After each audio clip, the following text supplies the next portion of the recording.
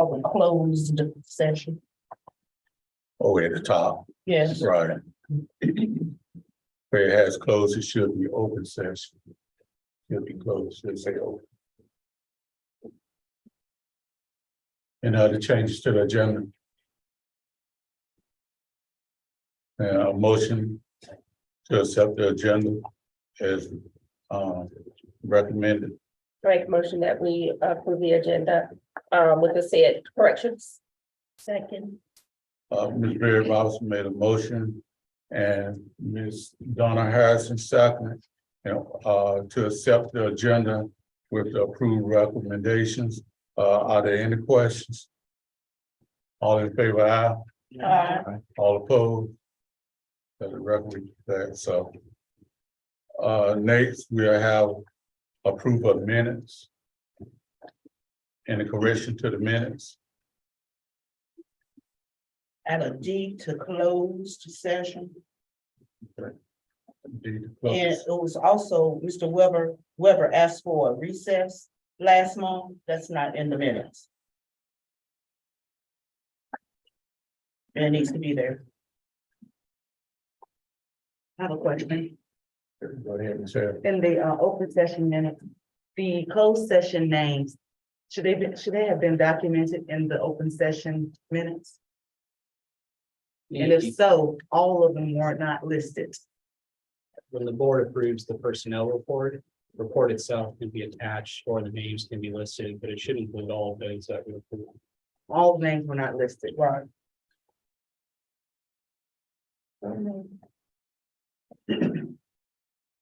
I don't think I can call them out within an open session.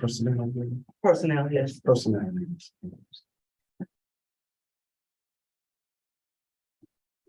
Any other corrections? A motion to approve minutes. So moved. Second. It's been moved by Ms. Kim Robinson and seconded by Ms. Tiffany Hill that the minutes be approved with the necessary corrections. Any discussion? All in favor, aye. All opposed? That the minute, record that the minutes were approved. At this time, we have a recognition and celebration. But Dr. Williams had informed me that that Mr. Stevens is out with illness at this time, so that's going to be done a little different this time. Dr. Carpenter will be making those presentations. Along with Ms. Easter and Mr. Hopkins. Good evening, board chair, vice chair, board members, superintendent, student, staff, and community members. We are here to recognize our parent of the month, employee of the month, and our student of the month. But first, we will start with our student of the month. Again, good evening to everyone in attendance tonight. Good evening, board members. Pleasure seeing everyone. I am honored tonight as the principal of Weldon Elementary Grove Academy to present to everyone tonight our student of the month, Nalia Richardson.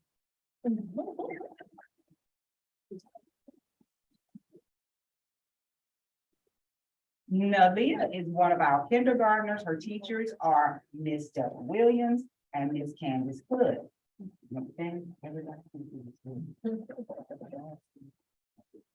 Nalia Richardson is deserving of this award because she is thrilled about learning.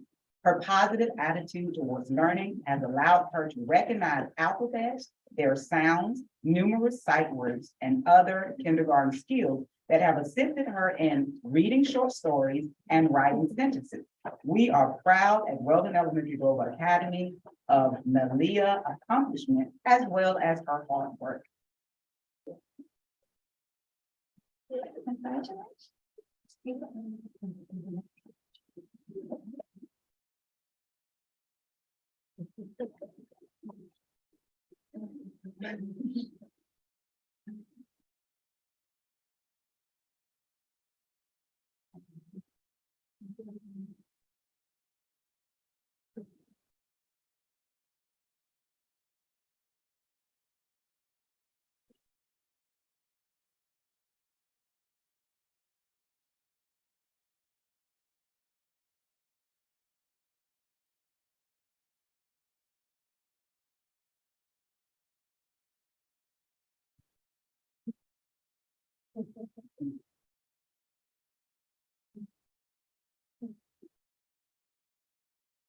Good evening, Board Chair, Vice Board Chair, Board of Education members.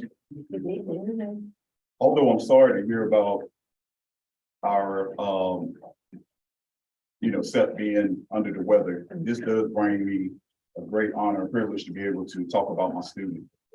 I would like to share with you, our student of the month was Ayana Freeman. Ayana, if you would, please come up.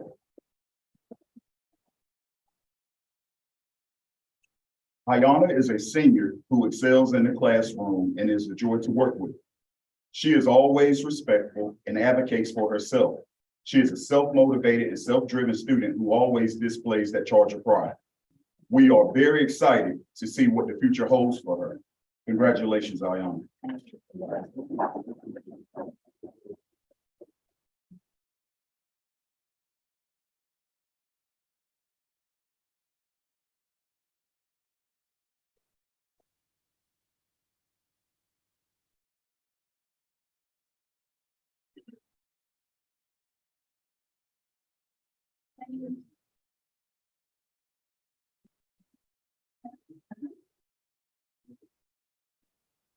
And I can assure you all, you saw that serious demeanor. That's how she is Monday through Friday. She gets off the school bus. She says, "Good morning, Mr. Hopkins," and then she's right into the books.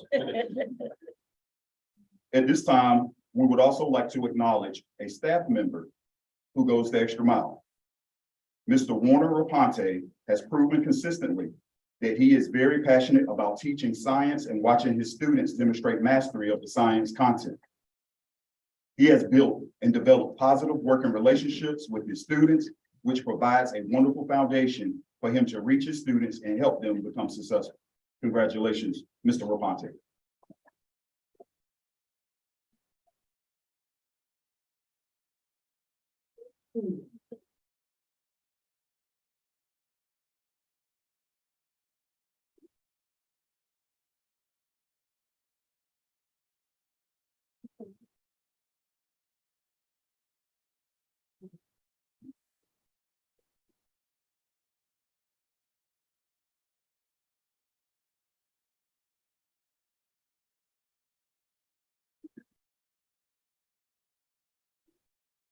We understand that sometimes being a parent of a high schooler, you kind of want to let them go a little bit.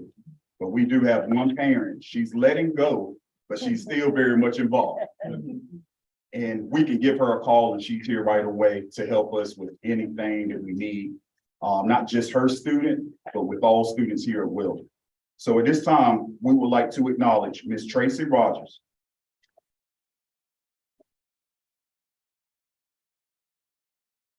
Ms. Rogers has been very supportive of the staff and administration here at Weldon STEM High School and Career Academies. Ms. Rogers is an advocate for all students, not just hers. She wants all of the Chargers to succeed and be successful, reaching all of their goals. Our administration and school staff are very appreciative of you, Ms. Rogers. Congratulations.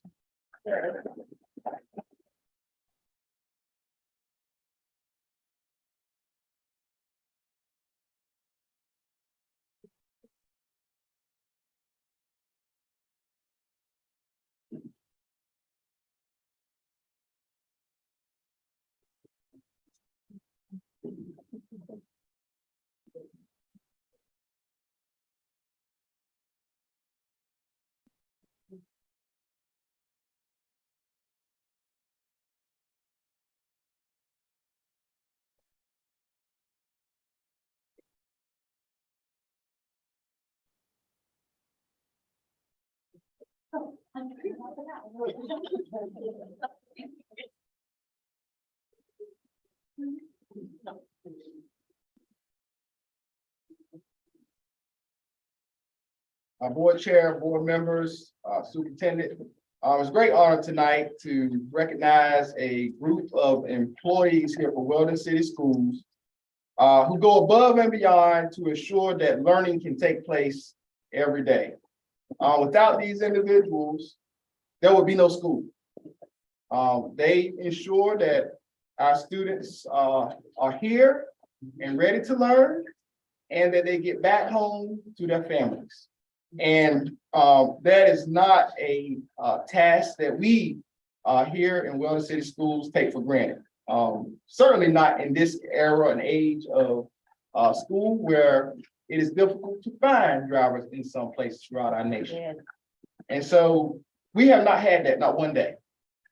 And so we want to recognize our school bus drivers this evening because they deserve it.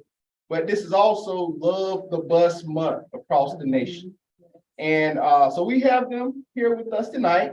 We had an opportunity to provide them dinner, but we told them they would be here this evening as soon as they got off the bus, so they might not have time. So we did provide dinner, and they had great networking down in Miss V's room right here in our school earlier this evening. And now we want to just recognize them with a special token of appreciation. So I would like for each of them, as your name is called, to come up front. Mr. Freeman, who has helped coordinate this special recognition for them, will share a token of appreciation for each other. Okay. All right. So first, Mr. Earl Lane.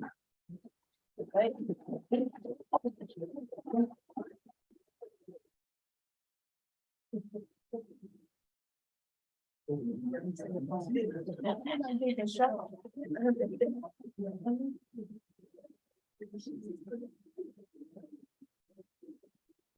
if you don't mind standing here, just kind of forming a circle here.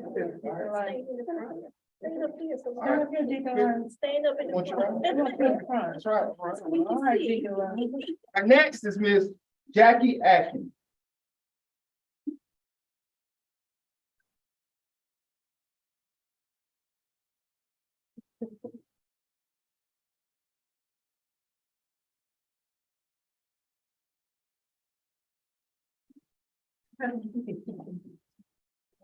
Next, Ms. Caritha Hall.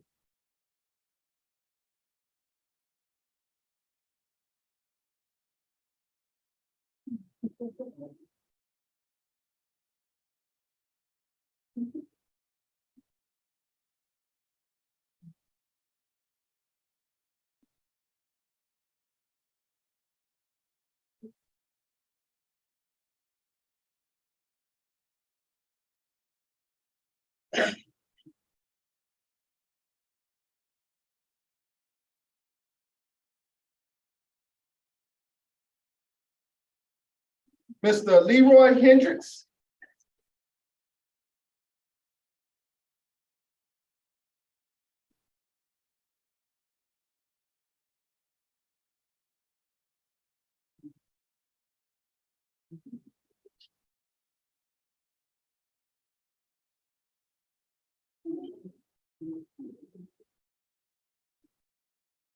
Ms. Mildred Lewis.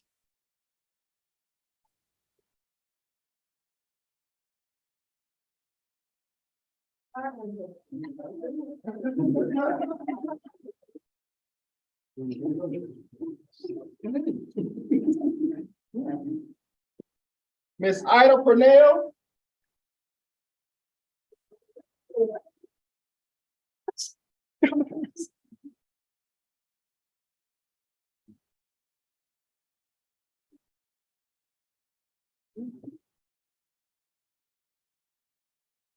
Ms. Rose Morlett.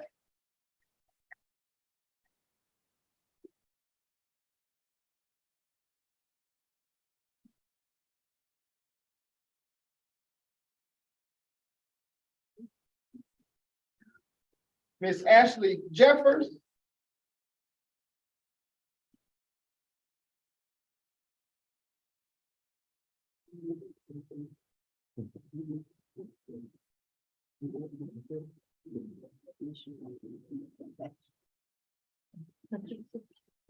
Ms. Tracy Parton.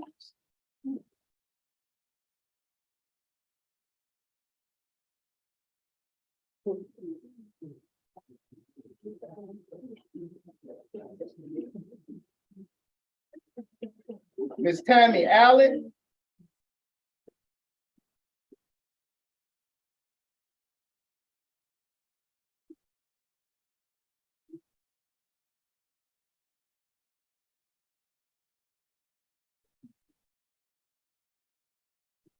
Ms. Jeanette Arrington.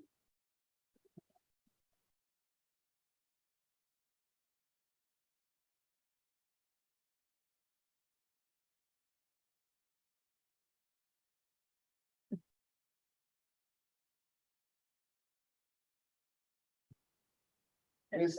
Jacqueline Smith.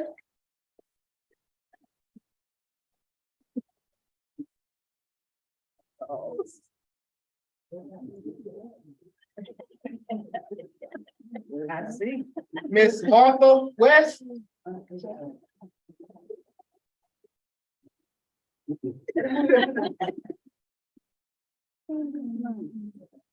And lastly, but certainly not least, Mr. David Tillery. Currently serves as helping to coordinate and ensure our students get to school every day. Yeah. Remind me. Yes.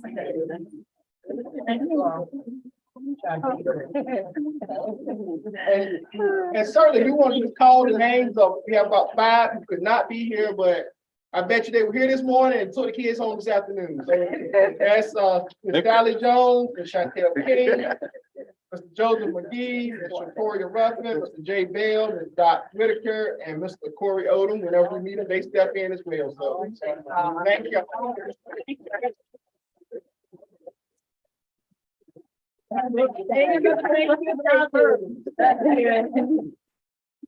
Yes. And, Mr. Fisher, I'd like to say that many of these bus drivers up here, they were driving before I was in charge. And I retired in 2014, they still been rolling. And where Miss West? She retired and came back. It was a hard recruit to get her back when she came back. A great group of drivers. Yes.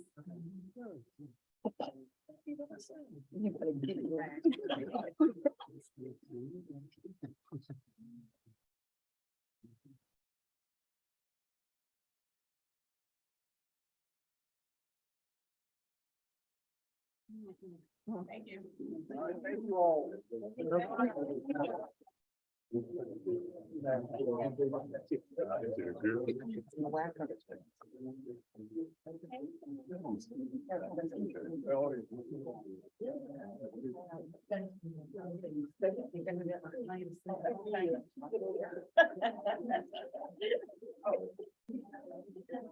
And I also want to thank our principals who help support you. of the bus Appreciate that. throughout the month and recognitions for the drivers as well. So our principals did a great job.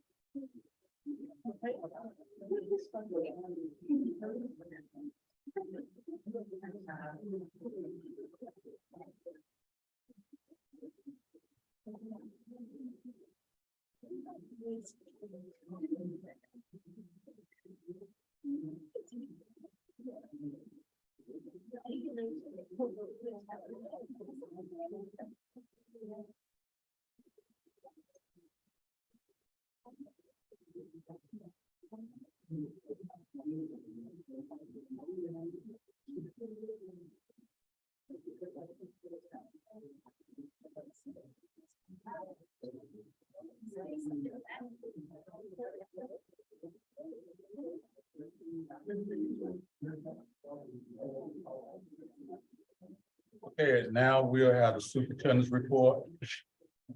I'd like to say good evening to Chair Williams, Vice Chair Hale, board members, Attorney Weber, the exec cabinet members, all of our esteemed guests that are in attendance. Very briefly, I'll just share that since we met last, the Charger Nation has been continuously striving for our goal of excellence in teaching and reaching all students by providing them with the opportunities for academic growth.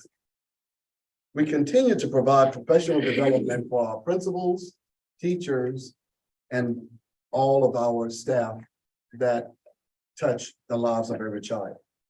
We're excited to share with you also that we're still on track for the plans and processes for our new middle high school for Weldon City Schools and community. It is slated to begin the building and demolition in the spring of 2024. The HVAC system at the elementary school has been installed and will soon be up and running a little later this month. I want to say thank you to the Board of Education for your support, to the central office staff, to the principals and teachers, and all staff for your hard work and dedication as we move forward to the close of this year as we are striving for 55. We're about great things in the Charger Nation, and I just want to encourage us to stay strong and keep the press. Thank you. Thank you, Dr. Williams. My comments are real esteemed to saying that, I hope everyone had a happy Valentine's Day. That you got plenty of candy, and sweets and flowers and cards and everything. Just grateful that you didn't get so much that you didn't come to work the next day. So we really do appreciate and hope that you had a happy Valentine's Day. I would like to take this time to say happy birthday to all those in February. Happy anniversary to all of you that may have some type of anniversary, whether it's a married person, or whether it's a fiance or fly by night or well. We just want to say happy anniversary. We also just want to thank everyone who support our school system, support our students all the time. And we ask for your continued support as we work, our staff work hard to ensure that they are successful. We're coming down towards the end of the year. And we just want to hit the road running. If you're already running, run a little bit faster. But we need your support with our students and helping them to be the best that they can be. Thank you. Now we have monthly financial statements by Gregory Everett.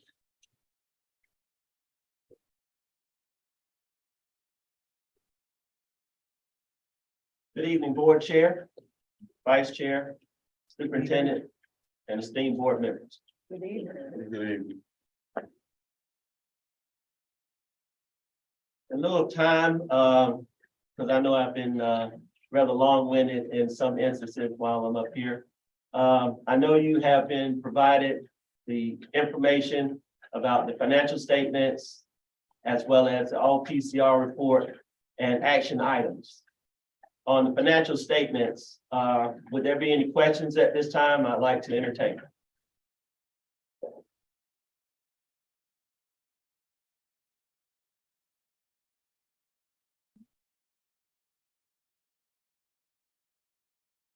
There was an amendment that wasn't, Sorry, was it amendments?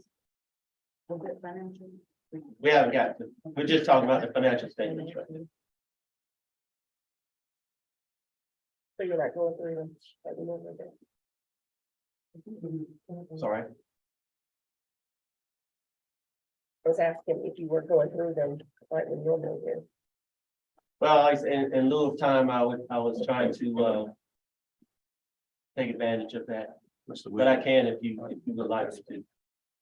Reverend Sykes. Yes, Oh, sir. no, he just said he will go through them. I prefer you to go through them. I've made it a point to say as a board member, we don't do public business in private. Public Okay, needs to understand. hear what we're doing with finances and wealth. Fair enough.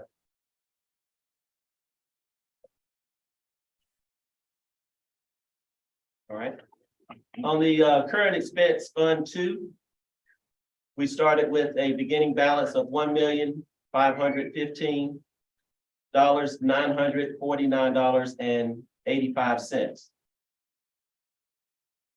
We had monthly deposits of $267,625.76 with a year-to-date balance of $1,783,575.61.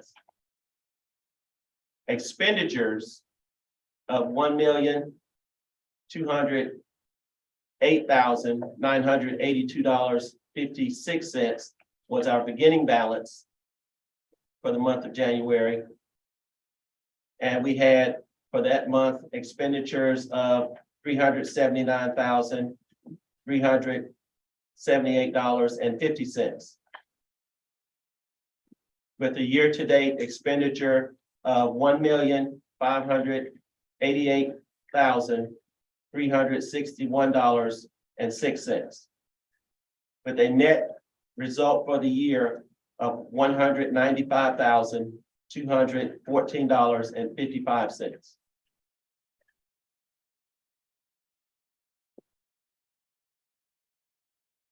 Any questions on Fund 2?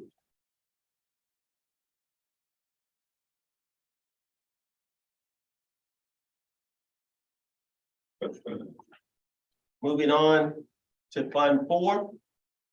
I do have one question real quick. Yes, sir. Mr. Edwards, on the revenue side for January, the supplemental tax, the $203,868.87.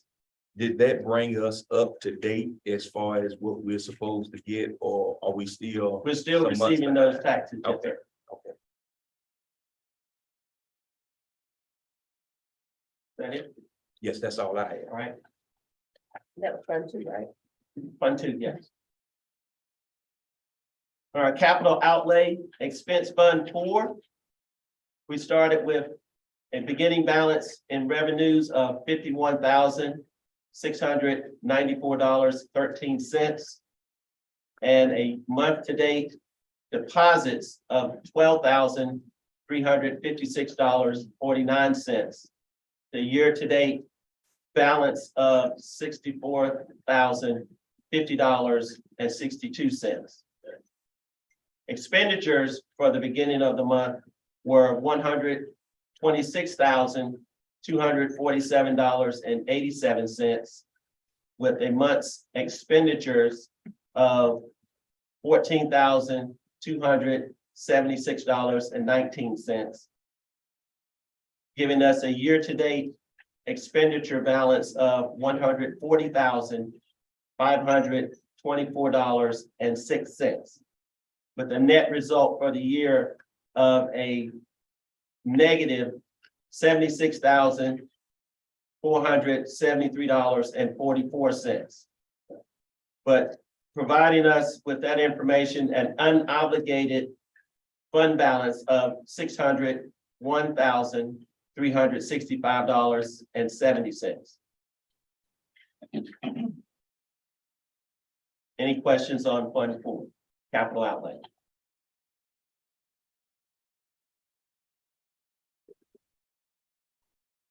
Moving on to child nutrition expense fund 5, month of January. We started with the beginning balance revenues of $296,428.45. And deposits for the month to date of that month was $902,544.44, with a year-to-date deposits and revenue of $1,198,972.92.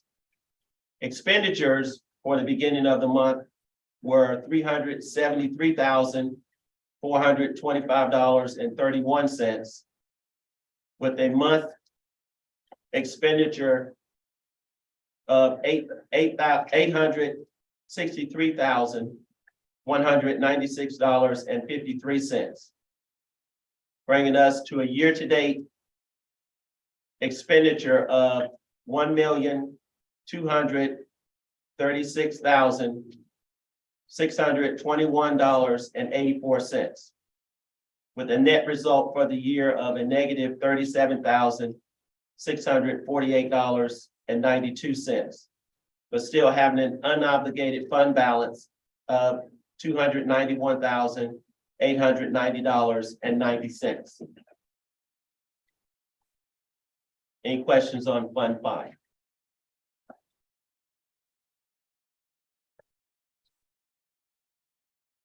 A question, Yes. Mr. Edwards, on Fund 8. We're getting to that now. Okay. All right. All right, Fund 8. we're looking at the local expense fund for January. Revenues at the beginning of the month were $167,880.02. With deposits for the month of $94,848.43. With a year-to-date revenue of $262,728.45. Expenditures at the beginning of the month were $264,322.84. And a month total of expenditures of $82,576.65. With a year-to-date expenditures of $346,899.49, giving us a net result for the year of a negative $84,171.04, but still maintaining an unobligated fund balance of $596,818.44. Now, Okay, so my question was because I guess we had skipped over that one, then you came back. The C.O. Kelly Trust, yes, the $10,400, yes. what's going on with that? Well, those funds were added to the revenue part, because that was the amount given to Weldon City Schools to do what the scholarship that they see needed to be. Do you have any information on that scholarship as far as how many times we have given that to our students here, Weldon City? I don't have that particular information. I do think Dr. Williams has some of that information, as well as Mr. Futrell for the past as well as the present. Like I said, I'm not privy to all of that information at this particular time. But I do know it is given out every year, to my knowledge. That information should be in your packet. Okay. Because what I saw, didn't really spell it out. So maybe, did you give us something different from what you previously gave us? Today, there is information that you should have in reference to that particular scholarship. Okay, so we just got it today. So I haven't had a chance to read it if we just received it, but thank you. Okay, While we're on that, Mr. Williams, I think that I had sent an email with some questions, but they're not answered in this information, because I asked for a list of all of our recipients since 2014. And I do believe I asked for a couple of other things, but I do see that we probably need to update our principal up here, because it has Darrell Richardson as the principal of Weldon High School on the committee list. That is correct. Mr. Hopkins. And that information comes from, I guess we feed it to them Mhm. in Chicago, and they tabulate that particular committee and send it back to us. Okay. Well, And mind you, that's new to me. So, but we are, as we are getting stuff that's new and foreign to us, we are working on it to make it clear so we can share it with you. Okay, because this is foreign to me. That's why I'm questioning. The C.L. Kelly Educational Trust. Yes. I'd never seen it before until last month on the report. So that's why I questioned it. And I would like to get the other information that I requested, if as soon as possible. So it says it goes back as far as 1960 something or 70 something, I think, when I researched it. I've never heard of it. So is it one for each school, or is one for all these schools together, or one person from every school? For Weldon City Schools, all the Halifax County schools receive it, Right, whether they're Weldon or Roanoke Rapids, Gotcha. the county. But for us, it goes to RVEC and to the high school. okay, And the monies can be dispersed in whichever way the committee deems it to be dispersed. My understanding is that there have been maybe up to 4 people per school that have received it. Then other times it may have been 1 or 2 people that received it. I don't know what happened back then, However, we do have in place now in our conversation, a committee that should be looking at that. And as we speak, we're looking at having about 4 persons per school to receive a scholarship. And I do have some information, Ms. Robinson, but it only goes back, I only could get it back as far as 2017 2017, forward. okay, thank you, I do have that. okay, thank you. Yes, ma'am. Question. Dr. Williams. And again, I get you saying that, you know, this was for you, but I don't recall, and board members that's on the board. Had this, you said what you saw was money had been, you know, coming back to 17, as far as back as 2017. Correct.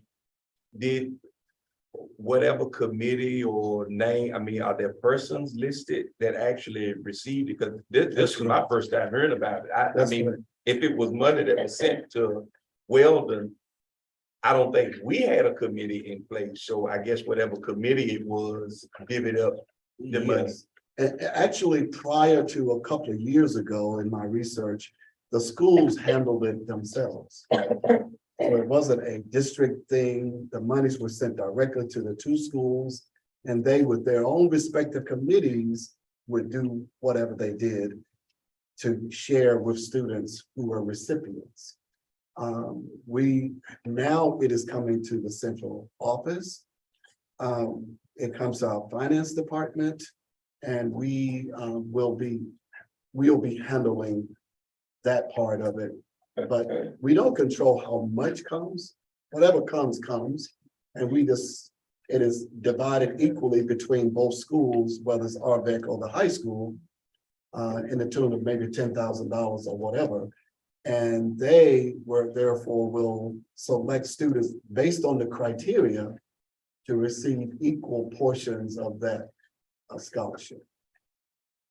Mr. Williams, I have one more follow-up. All right. And as much as Dr. Williams just said that he's tracked it back to 17, can we call up our senior tenured principal in the district, Mr. Bullen?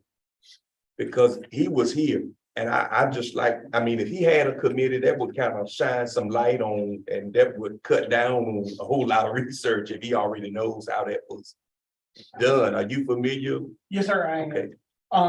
Like Dr. Williams said, originally my first 2 years here, the Kelly Scholarship money came to each school, and we had a committee in school, and determined how to give it out. We gave it out in equal installments. The high school under Mr. Green gave it out in first, second, and third, divided up in different levels. Under Ms. Gary, she had that coming up to the central office, kind of shifted how that was given out with her and Dr. Taylor. And that's when the change was made.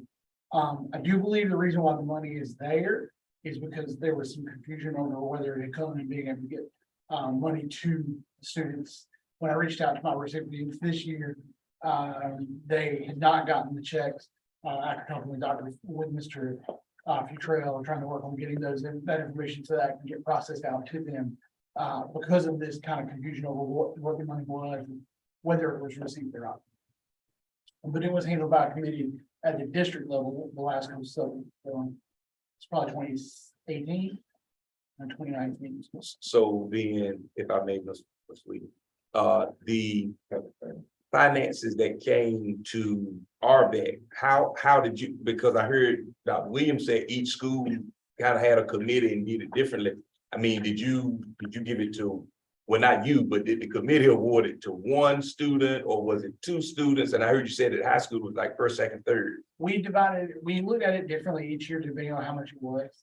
1 year it was $2,700. We divided it up equally. 1 year it was $7,500. We divided it differently when it was more to try to give it to more students. And I'm only asking that because as you said, Dr. Williams, I mean, if each school is going to have a committee, I would want us to have some level of consistency so it won't be said, well, RVEC students, they get larger amounts than the high school or vice versa. That's why question in that respect. And since it changed and it went to the central office, they do it the same way equally in each school. Oh, I heard him say that equally, but I mean, again, I'm understanding Dr. Williams saying that there will be committees on the school level, correct? That's good. So I'm just asking because I would hate it to be said that it was divided between 2 students at RVAC, and then at the high school, it was divided between 3. I'm just want consistency. That's what I'm looking for as far as the scholarship. And I know it won't be a problem coming down from central office. I know that shouldn't be a problem. I was just asking that, and so I guess you and I can work with Mr. Hopkins. yeah, that's what I was gonna say. Y'all are gonna work together to maybe outside of the criteria that we have listed here, at least you all will decide whether you're gonna do it between 2 students or between 3 students, just so we can have, the same level of transparency, regardless whether you're at RVAC or the traditional high school, as we will call it. Right. Yeah, that's what I'm at. We'll make sure we do it the same way those schools. That was my concern. I did have a concern. I would like to ensure that I found with some scholarships and most scholarships, counselors may just give them to certain students who are at the top of the class. This scholarship can go to really anybody who has a 2 point, whatever. Right. And a lot of those students may not be the top of the class. That's good. So I would like to make sure that not just this scholarship, but all scholarships go to the parents and to all students, just not a select few. I know when I was in high school many, many years ago, that's how it happened. Only a few people got scholarships, and that was not fair. That's And it still kind of happens to today. So everyone needs to know about it. Everyone needs an opportunity, because this is a great money that I've never heard of until last month. And I think that our parents need to know about it, because a lot of times their students will not apply. But the parents need to know they need the money, and they will make their child apply for it. So we just need to make sure the parents are aware of it. yes. And Mr. Williams, one other little small caveat on what is K. Robinson said. However, the 2 principals come up with the plan to make sure that the funds are disseminated so they can get scholarships. I think it needs to be something put in place where our students write an essay or something. I mean, because if they're going to college and further their education, they gotta know how to write.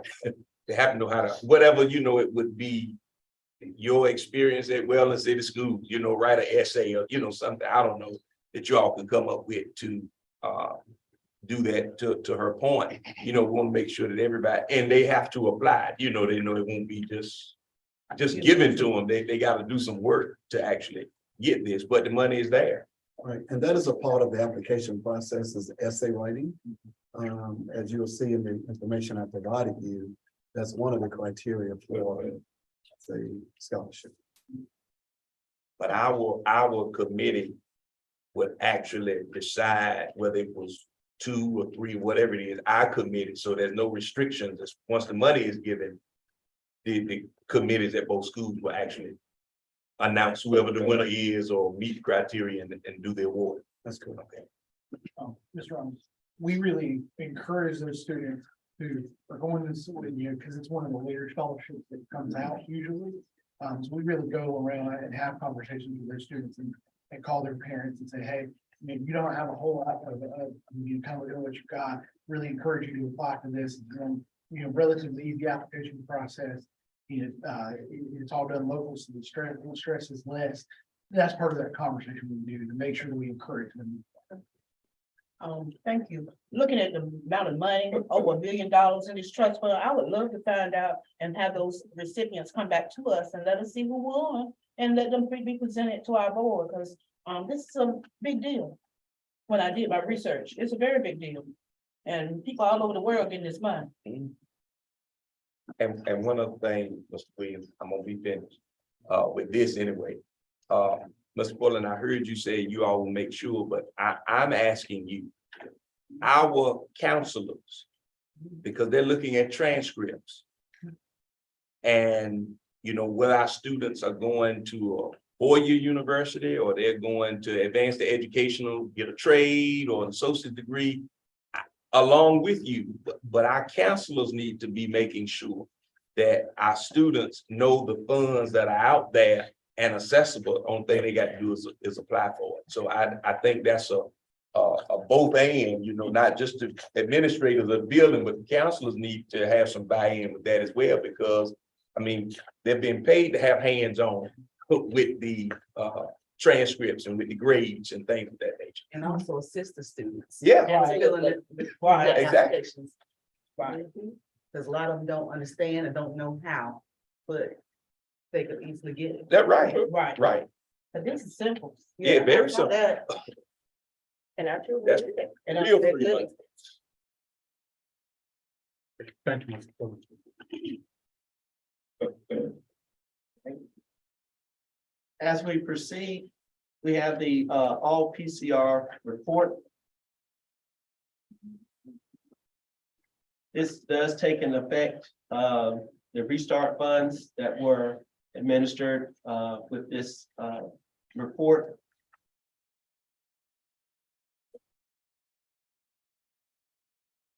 And a lot of the red that's up here are based, would be based upon the restart dollars, and we still have to position those funds accordingly. we don't have red. Well, I'm sorry, there are some numbers that are in the parentheses. Okay, Those would be negative numbers, Okay. where the state has either taken funds back or the actual budget may be in the minus. But like I said, we still have to reposition a lot of those funds to clear that up from the restart dollars, as well as other allotments that the state has provided. so everything that's in the negative is a restart dollar or, No, it's Okay. just, it's a part of restart dollars can clear those up, but then also those are numbers that maybe the state took back some funds from that allotment that we're looking at here. in the middle of the year? Yes, Because we don't think- no, a lot of this is dealing with, especially the restart dollars, the ADM was less than what we had initially thought it would be. So we lost some funds with ADM, okay. Do you know that dollar amount? Not, not right now. I mean, I can get it for you, but I don't have it. Can you email that to us? Yeah. Please, and at the beginning of this report. can you Yes, I saw please that let in January was Thank you. misspelled. Thank you. Any more questions about the all PCR report? I have one question, Mr. Mayor. I'm looking at the front page. I won't go through it all, but I'm looking at PRC 037. And I see where that shows up 3 different times.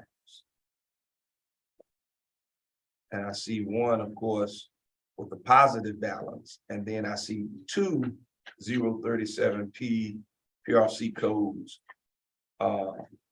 And it's in parentheses, as you say, so they have balanced out. Is that what these separate ones are saying? Anything that's dealing with PRC 037, which is the restart PRC. Basically, those are funds that were initially administered from before we got the restart. But then, as I stated before, the state has taken back virtue of loss of ADM. So let's just say we look at the first one here, and it says 0 was the current balance, and year-to-date transaction was 131,490.70 cents, and then we have the negative that was taken back because of the restart situation. Okay, let me ask my question a different way. Yes, sir. If they're all PRC 037, why are they broken out and not together? Because the top one is 037 and the last 2 are 037. That's the same PRC. Yes, it is, but again, one PRC 037 dealt with the entire amount, the 4 million some dollars. Okay, I got that. right, and then these separate ones were broken out because the state, within that PRC, when you lose ADM, and it could be based upon another type of budget code, where, let's just say it was, you lost a teacher because you didn't have enough students. They would bring that out in that particular PRC. It's not that that PRC is separated, it's just that it's based on a different budget code that still carries that same 037 number. All right, now, Yes, sir. it's not spelled out here, which one is ADM, which one is teacher, which one is general operation. I guess that's what I'm looking for. So Right, and it won't be spelled out here because this report just deals with PRCs as a whole. Okay, we broke that down inside the amendments that you're gonna be voting on here shortly.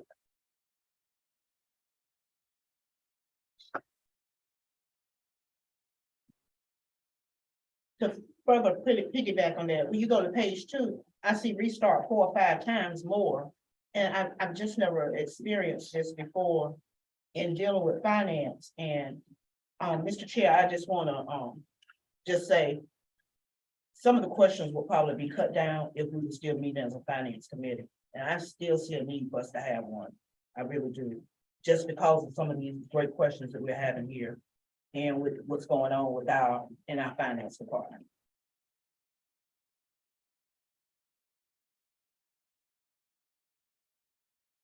Well, just to give you, like I said, the PRCs are, this report is generated by the state. So it's nothing that, Weldon City Schools is generating per se. This is all generated by the state. So if you have additional, PRC numbers or multiple, PRC numbers, 037, is the number that we're in question about. That's, like I said, is sent down by the state. Nothing that Weldon City Schools or Finance Department has anything to do with.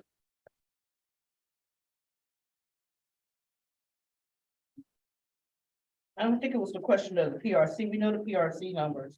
They're given through the state. But the numbers, our beginning balance, our remaining balance, and our year-to-date numbers, those transactions, those are the numbers we will question. Understand?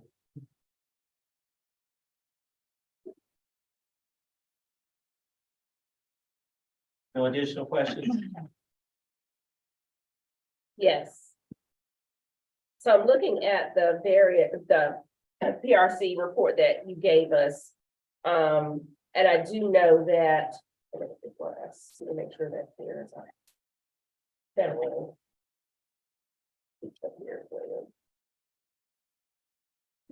Yes, because it's vacancy stuff. So I know that there's been a change in our EC Department of Staff member. Yes. Where would that staff member be paid out of now? Because if that was federal funds, they can't be paid out of it now. Okay, so where would that be noted here? Or would it be noted here? It would not be noted here. Okay, so where would I see that? For the EC program, No, for the staff member that was in EC. that would have been taken up in our amendment that we have to be voted on. Okay, On the so it will federal be amendment. reflected over here. Yes, All right, so I'll wait till you get there. all right. Any additional questions? We're moving on to the amendments. I was going to break those into categories, mostly dealing with state amendments first, moving on to federal, child nutrition, and local.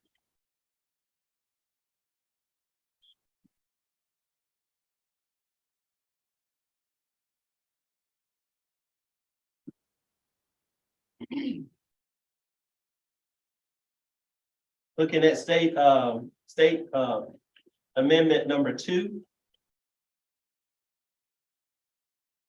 We had a increase in funds of $71,735. But then we broke that into additional increases in the budget, teacher bonuses, safety and security, EC salary, CTE supplies, computer software and supplies, CTE contracted services, instructional supplies, supplies and materials, and textbooks. With each one of these, you can clearly see an increase and decrease in the funding. And an explanation underneath as to what those increases and decreases are. But overall, an increase in the budget with this allotment, these allotments of $71,735. Bringing this appropriation to the current amendment budget of $7,516,210 to be approved by the board. Also, we have a state amendment 3. Before you move on, Yes. with state amendment number 2, I'm seeing negative on one end for decrease and the same amount of increase. So that equals, that X's each other out, right? That's zero. Yes, that is based upon, because you have to have a zero balance on both sides. This is just a shift of money, Right. moving from one place to the other.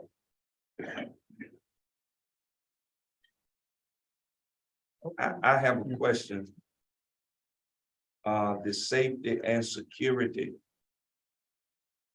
I thought we got a grant for that. Is this some additional funds, or did it come in and we moving it here? Is this what this is? This is an allotment that was handed down by the state for those funds. As far as a grant, I am not aware of that, but it could be the case. I'm not saying that you're incorrect. I know we applied for a safety Yes, and security grant, and I thought that grant was awarded, wasn't Yeah. We received it. it? Yeah, that's what I Yeah. thought. again, like I said, these are allotments and that could be part of that grant. Okay.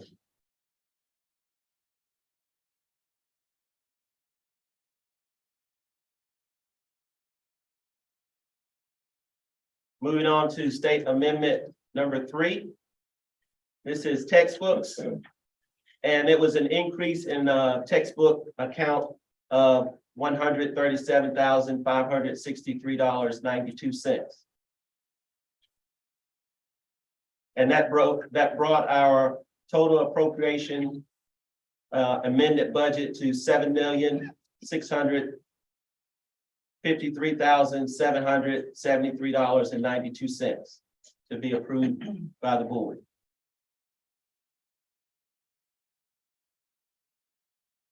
State amendment number 4. Description is longevity payments. And that was an increase of $60,000.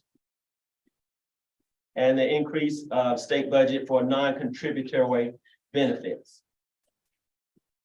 Is that for everyone in the district? Yes. Will we need to move any more money for longevity at the end of the year, or this is it? I don't have that information for you right now, but that could be a case that we do have to address. But this right here does address it for the current time.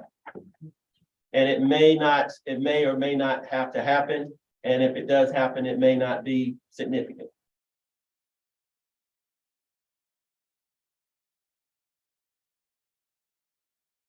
With that amendment total to the current budget, we can see here $7,713,773.92 to be approved by the board.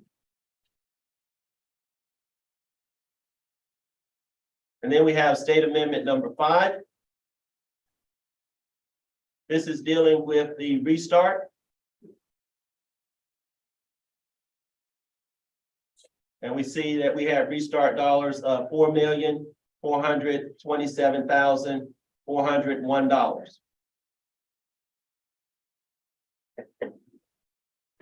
And again, we're just moving that money to pay for the items that are in the parentheses. So you're moving it to the parentheses, Yes, or you're moving it from? no, to get rid of those parentheses, which would be a negative number. Okay. So question, Yes, sir. everything that's listed out here. Classroom teachers, non-instructional personnel, school building administration. Teacher assistants, at-risk textbooks, everything. What you're proposing is that we do away with the money that's in those line items and just lump it all in one category, which you have here, classroom teachers. That's basically what you're asking us to do, because everything that's in the negative to the right. You No, say that- decrease that, right? And increase the one at the bottom, classroom teachers. Or it should be the opposite. I'm sorry, which one are you looking at here? I'm sorry. State amendment, Right, 5. right. Are you looking at the first line item or I'm looking classroom at- teachers? All right, the way the amendment is typically presented is you have, of course, your things that you're trying to pay for and the money that you're paying for them with. Classroom teachers is just a budget line item that we use to cover those things. They're not moving from one to the classroom teachers is what we're using, as we're calling it, to pay for everything that's on the left decreased side. Right, Okay, so yes, you are moving that to there. It's not per se a classroom teacher per se. You're just using that budget line item to pay for it, because you can see here, the classroom teachers at the beginning, it's 5110-001. At the Right. bottom, it's 037. So they're really not the same thing. They're just being called the same thing. You're moving restart dollars over to pay for everything that's in the decreased side. right, yeah, Right. that's what I'm saying. Yes, So sir.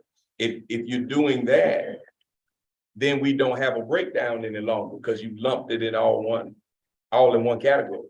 We don't have a breakdown. It will be all under basically this bottom line, 037, which will be restart, but everything would come out of that.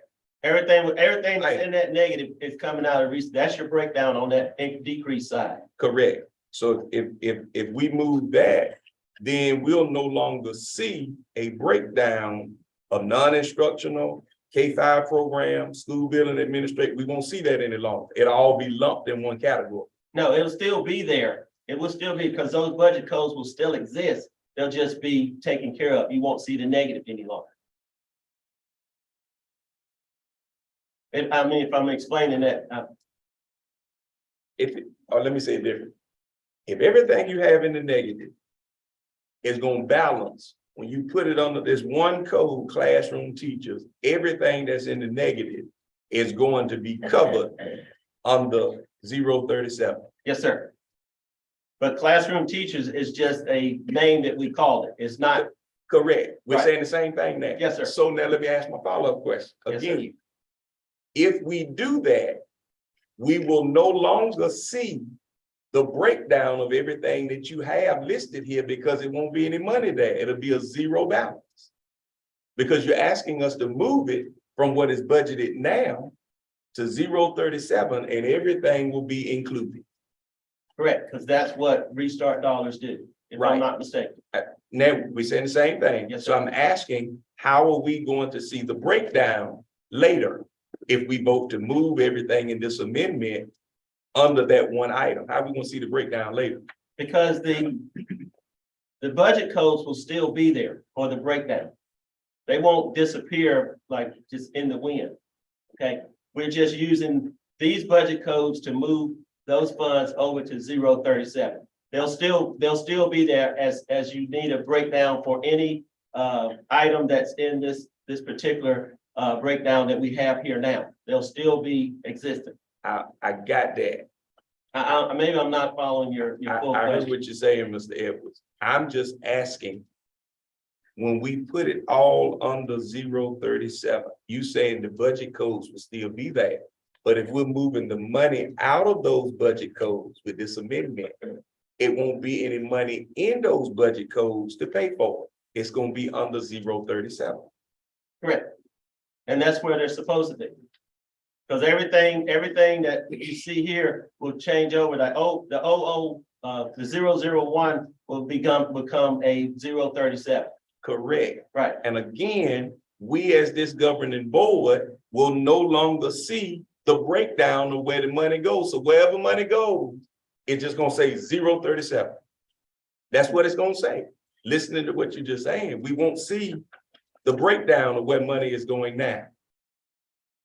That's the point that I was making, because it's all gonna be on the 037. And we won't be able to see it like we see it now, because the code will decrease and it's gonna come out of 037. Correct.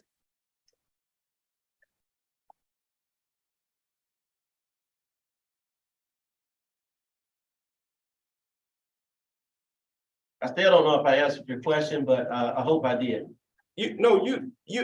We finally got there. Okay. What I was looking for is we won't see any longer exactly how all of the money is expended. It will only say 037, and we won't have the breakdown of where it went to, because it will all be lumped together, 037. Yes, sir. Yes.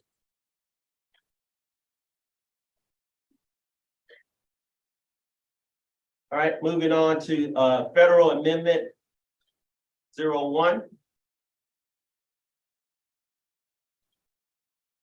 These were dealing with a lot of the Title I, Title VI, and federal dollars that we receive via the federal government.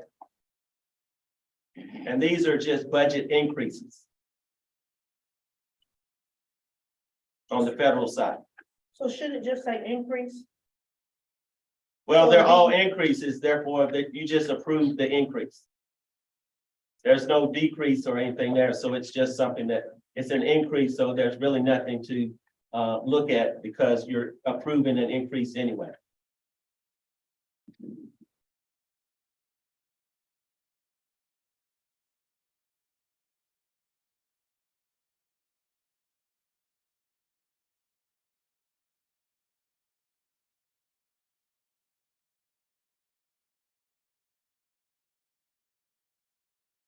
And now we have the child nutrition 01 amendment. These were increases for fruits and vegetables grants that were received.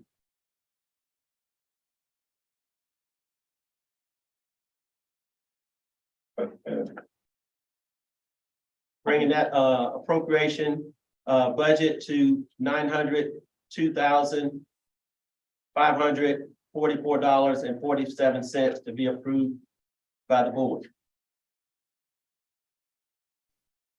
In the past, we have, those grants have been 1, 2, and 3, because they can only be spent on fruits and vegetables. It's very specific with those grants from the federal government. Is there a particular reason why they're not being named 1, 2, and 3 anymore? Mainly because, like I said, we broke them out into the budget code. They've always been in the budget code.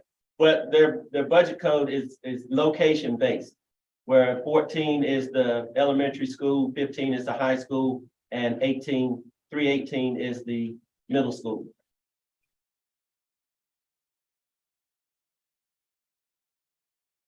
Mr. Edwards, Yes, do you have a copy of the object and purpose code? yes, I did. Okay. But you, Can we have? I can get that. Because that may explain. And if you use it, we're probably gonna explain it a little bit better as far as the breakdown for us. That is correct. And then moving on to the last one is local budget, local amendment 02. And this is pertaining to the funds received as an increase to that budget for the C.L. Kelly Educational Scholarship. Again, it's broken down into location code of 310, which is RVAC, and 315, which is the high school. Each receiving $5,200. Ms. Reynolds. I just noticed on this amendment, at the top it has the 16th day of February, at the bottom it has the 17th day of February. I can correct that. I'm glad you brought that to my attention.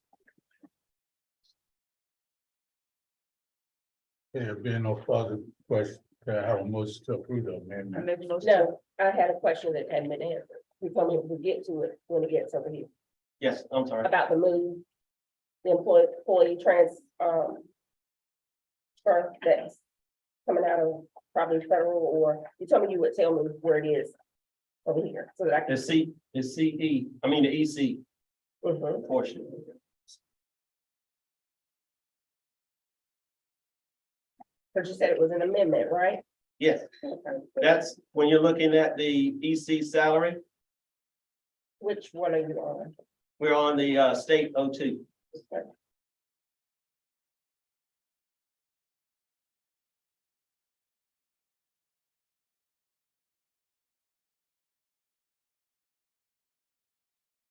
That was an increase of the $65,000. And that was based on an allotment and a grant that was received from the state. This is TA, which I left behind. I'm sorry. This is EC salary, TA, no child left behind. Yes. That's the only item that was pertaining to EC that would have changed anything So as an basically, increase to the budget.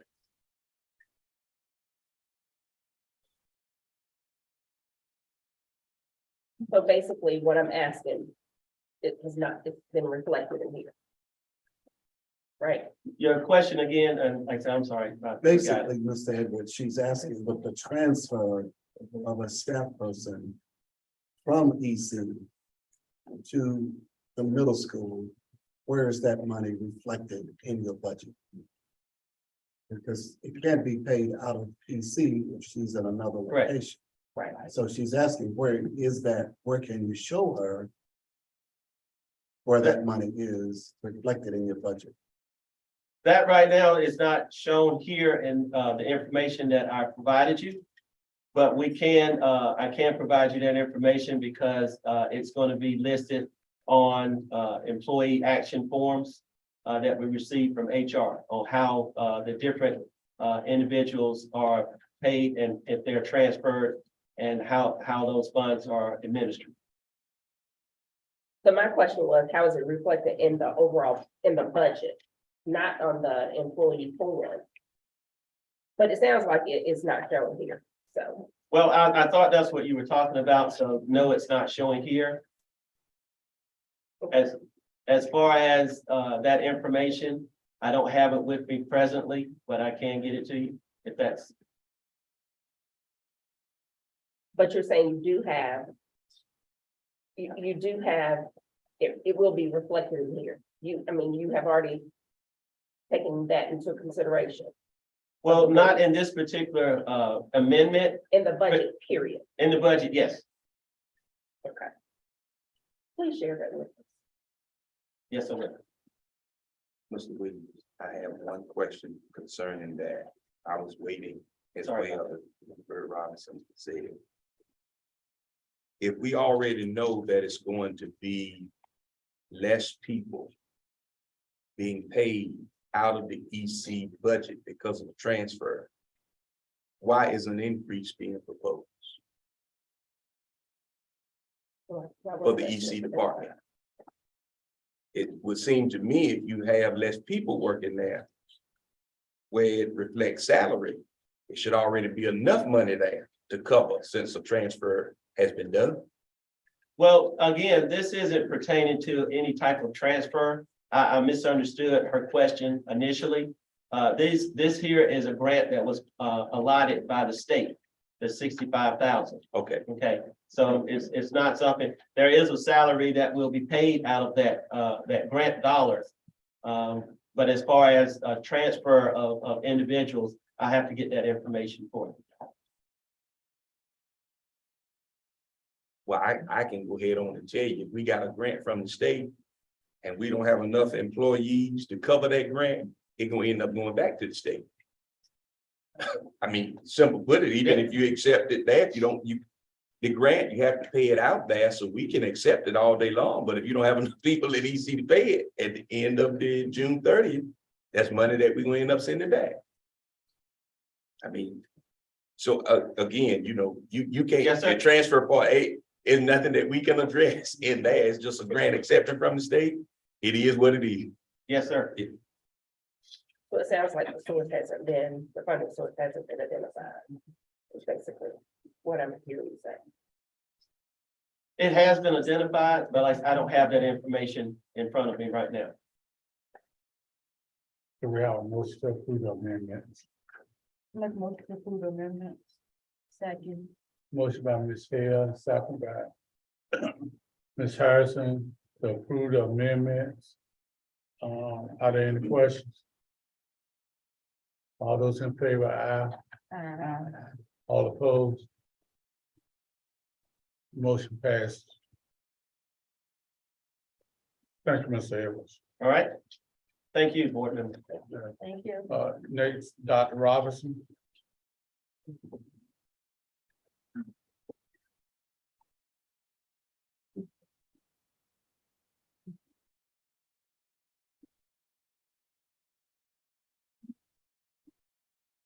Good evening, board chair, assistant board chair, superintendent, members of the board. I'm coming for you tonight to present the federal program.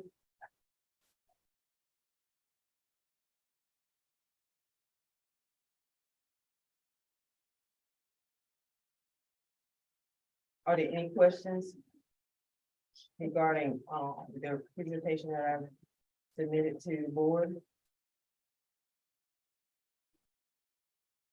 Dr. Robinson, did you ever get a list of all employees that are being paid? Yes, ma'am, I did, and I submitted that list to my superintendent, Dr. Williams. It should be in a superintendent report for ESER 3. Dr. Williams, did you email it to me? I sent that to the board in my board update. If not last Friday, Friday before. Okay. It was not You complete. didn't have all the names on it. I've submitted what What was you given, have, right. what was given, Right. that's all right.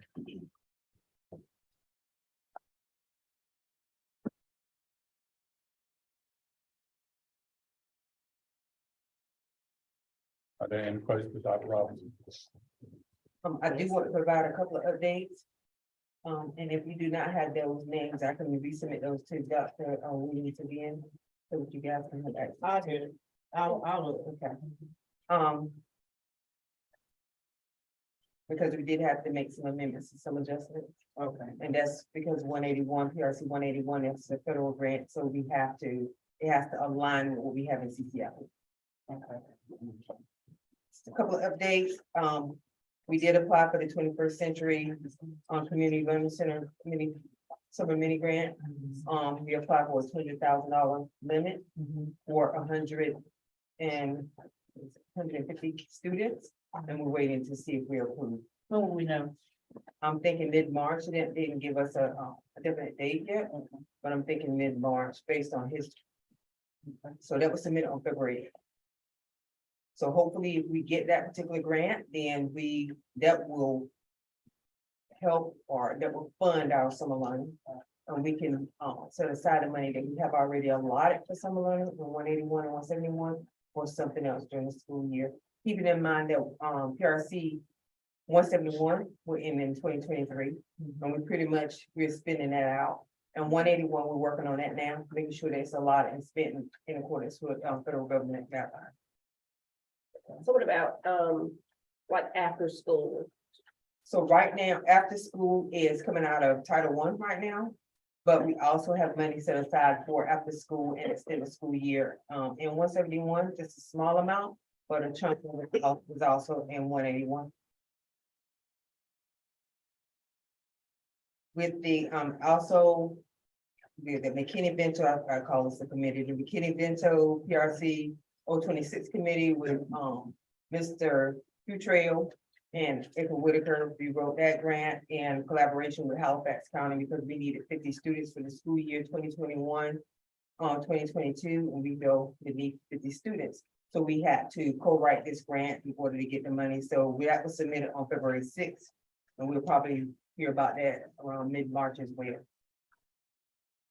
So we have 2 grants out there that we're waiting to hear. The McKinney-Vento, of course, is very important because we need those funds for our homeless students. How many McKinney-Vento students do we have? Right now, currently, I think we have 45.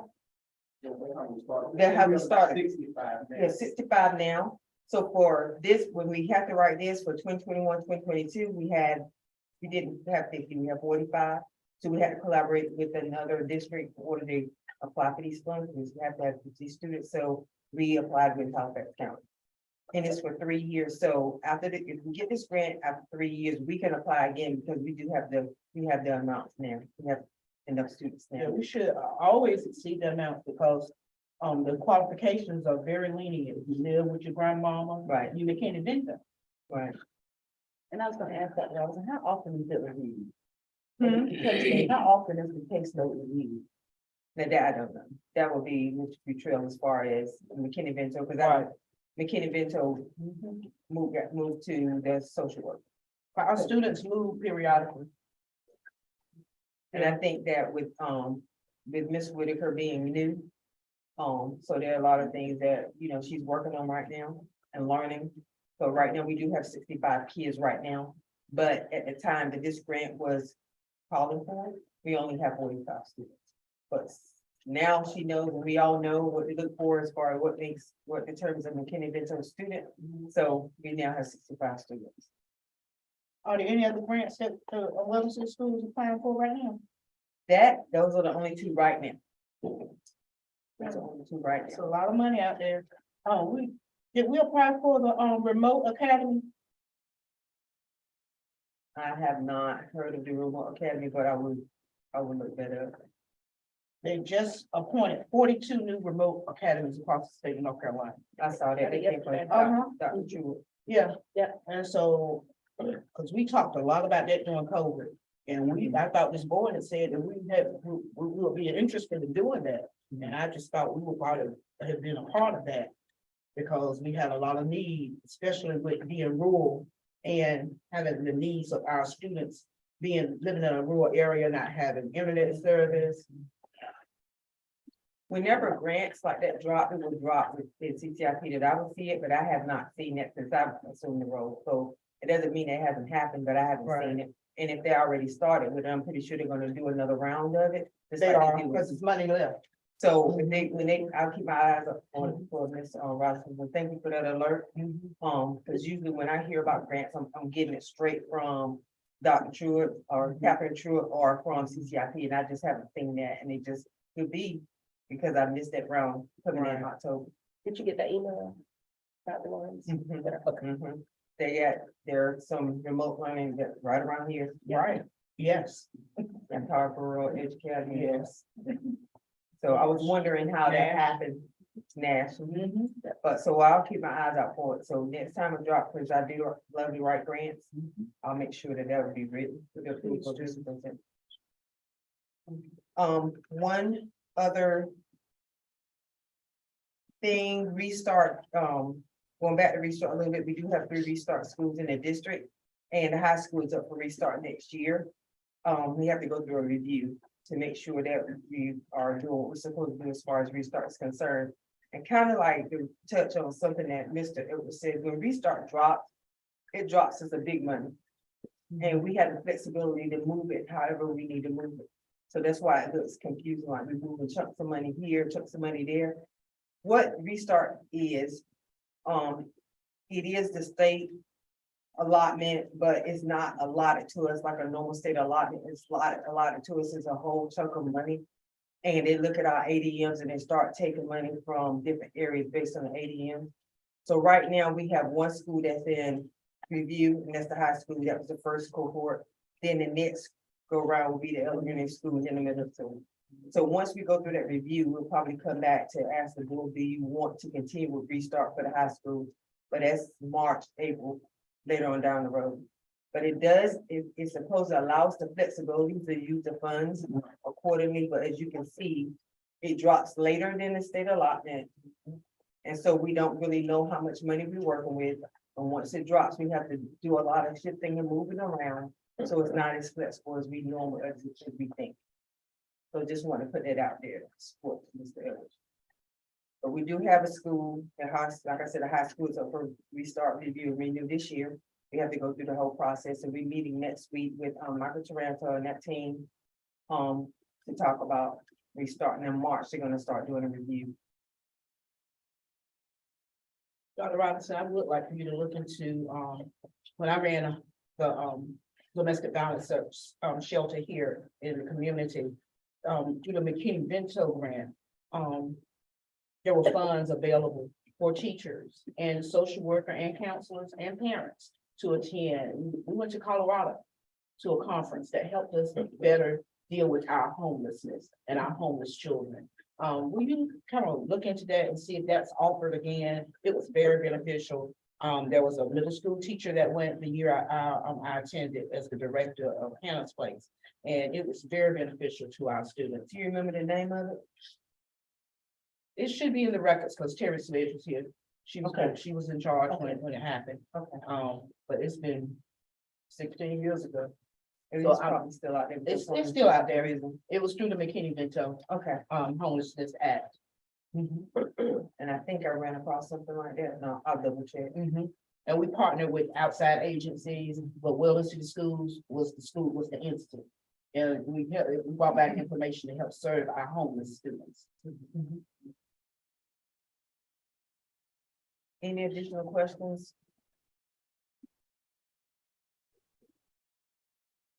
Okay. Thank you, Dr. Robinson. You are. We have curriculum and instruction. Dr. Carpenter.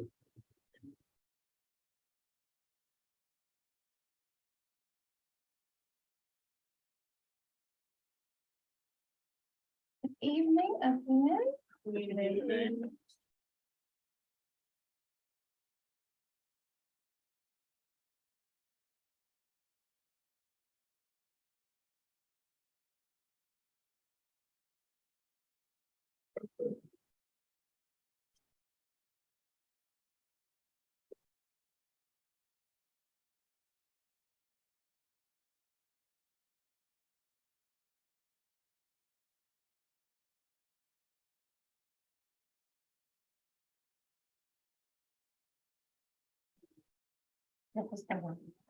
Okay, I'll start with the testing update.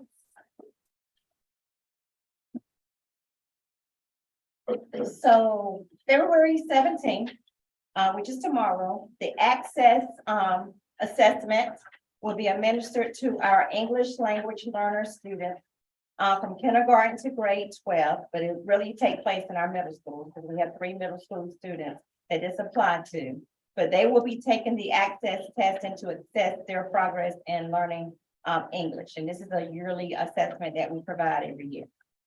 Benchmark testing will occur for all students February 27th through March 3rd. This will take place in all core areas, as well as CTE courses, and also in all elective courses. So everyone across the district will be tested. After we test, we will look at the data, we will analyze the data and share the data in our PLC, professional learning communities, to inform our next steps for our teachers and for our school improvement teams. March 21st, spring ACT work key in our 2 high schools, and this will be for our 12th grade students, for our career and technical education concentrator students that are 12th grade. And then March 7th, in all of our high schools, we will be testing Our ACT, all 11th grade students will be taking the 11th grade, ACT test. And that will, take place at both of the high schools. We are currently utilizing, A+ Test Prep Company. They are currently working with our students at the high school as well as the, early college. And they're helping them with ACT test training prior to taking the test on March 7th. And then March 21st is going to be our, makeup day. Any questions about testing?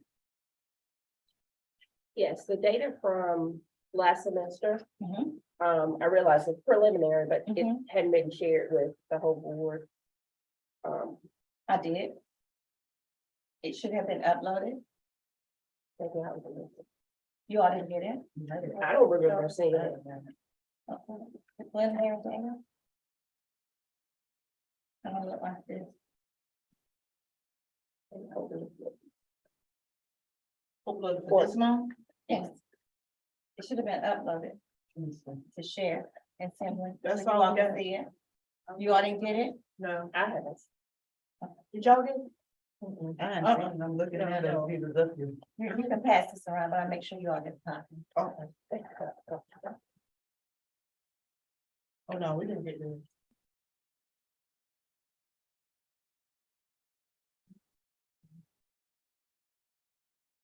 No.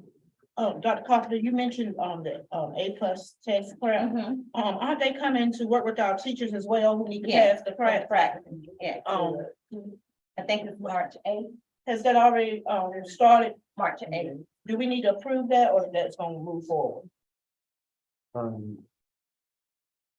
I don't know whether I don't know whether the cost factor I warranted the think it board. was, less than your thread.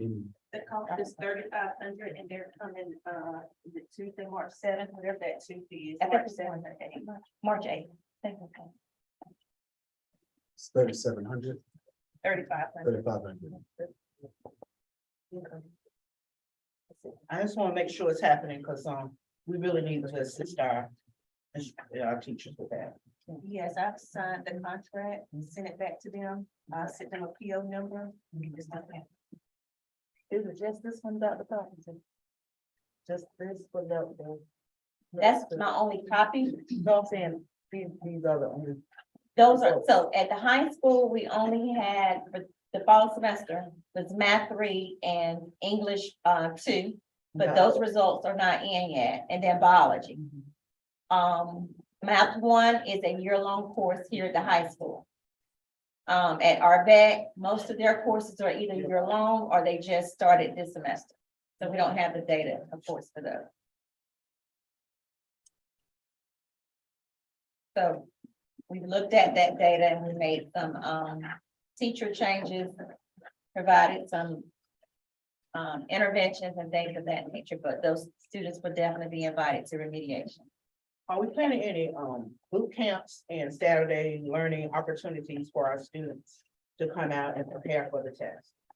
So yeah, so there, April 9th, that will be the time where the district will come together to plan the boot camp. Or we'll be planning it on April 9th? Right, that's prior to the EOCs and EOG. That'll take place then.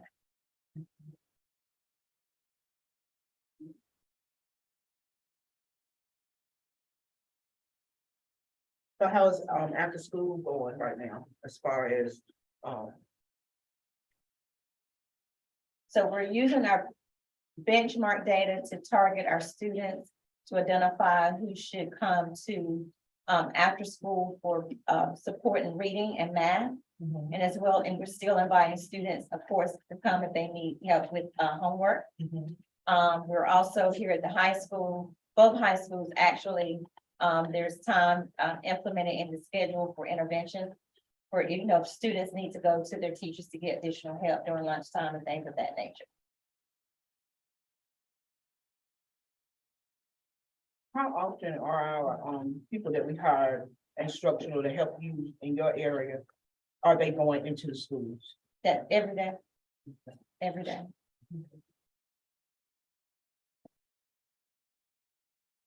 So I know we're missing that, we have a person that's leaving now, with the technology piece. How would that impact testing? So there's been conversations because of the way that position is funded, how we need to move forward with it. But until that decision is made, CNI will pick up that instructional part of that. Okay.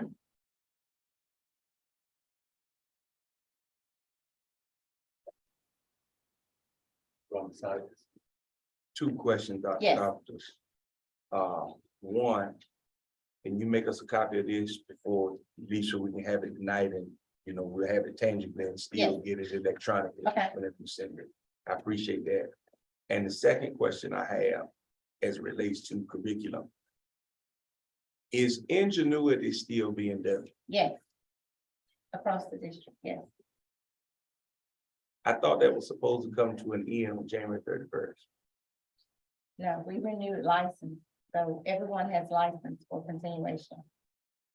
It could be used as supplemental or it could be used as the course of record, depending on the need. I'm only Yeah. asking that because I thought if you're doing ingenuity, you give the students a time frame. I thought to get it done That within a certain period of time. That's and- correct. If you keep on letting it go on, it almost seemed to me like the students can just get to it whenever they feel like it. No, it should be, a deadline should be entered for each student. Yeah, that's So what, yes, you're correct. right. And I thought that deadline was January 31st. Okay, I thought you were saying the end, the contract with Ingenuity. No, But no. you're saying the timeline for the student to complete their work. Right. Yes, you're right, it should be. Now, I'm not sure if it's January 31st. It just depends on when the students start or end. Okay. I would be interested in knowing that because I mean, we had to set some type of restrictions Yes, for our we did. students to get work done. I mean, it just can't be drawn out for Right? a long period of time. And they can't take it, it can't be open for a long period of time. They Right. have to bring it to people. Right. So I'll look into that. Okay. Okay, so next is curriculum updates. So first we have District Walk 55. Those are our district walkthroughs. We are currently completing those for the month. And principals will receive the feedback at the end of the month to share with their staff and school improvement team to inform their next steps. Professional development was held here in the district February 9th. Students, not students, but teachers were able to participate in letters training, training that involved differentiation strategies. The Student Services Department offered social and emotional learning session, as well as the Technology Department provided information on how to utilize the current phone system more efficiently. So that happened on February the 9th, and our next professional development day across the district will be March 9th. Moving on to student registration. So the CNI team, we're working closely with the Student Services Department to update our course offerings for the 2023-2024 school year. Hopefully, Student Services will start the registration process at the beginning of next month by March 1st. Summer learning is the next item on the agenda. Summer learning this year will be offered to all current pre-K to 12th grade students. The dates are there. The dates would be May 30th through July 6th. Monday through Thursdays, and of course, closed on Fridays. We have already sent out our interest surveys to our staff, our teachers, teacher assistants, bus drivers, and cafeteria staff to see who's interested in working. Yesterday, we emailed our families, our communities to see if there's an interest to send their student to the summer learning camp, and those surveys will be completed hopefully by March 10th, and we've also placed them on the website so the parents can find the links and complete them there. Question. Yes. I do know that last year, of course, all of our staff members get an opportunity Yes. to work, but I think we also had some students, some college students. Mhm. Are they gonna be, or just depends on How many It depends, positions yes, are- it depends on the need. Of course, we want to hire from within first and then we'll go from there. And this will be after school, I mean, after like the academic part, right? Yes, well, we're trying to see what the interest is as far as academics and also is for enrichment to see. Okay, That's what we're doing the interest for, to see what everyone is wanting, you know, to have there. pretty much sometimes ran the same. Yes, I like the schedule this year. It's not going all the way into July right, and the teachers will get a break. yes. So May 30th through the July 7th, that's the the remediation period for EOCs and EOG. And then the actual summer camp starts the week after. Is it posted on our website? Yes. Mhm. It's on our website.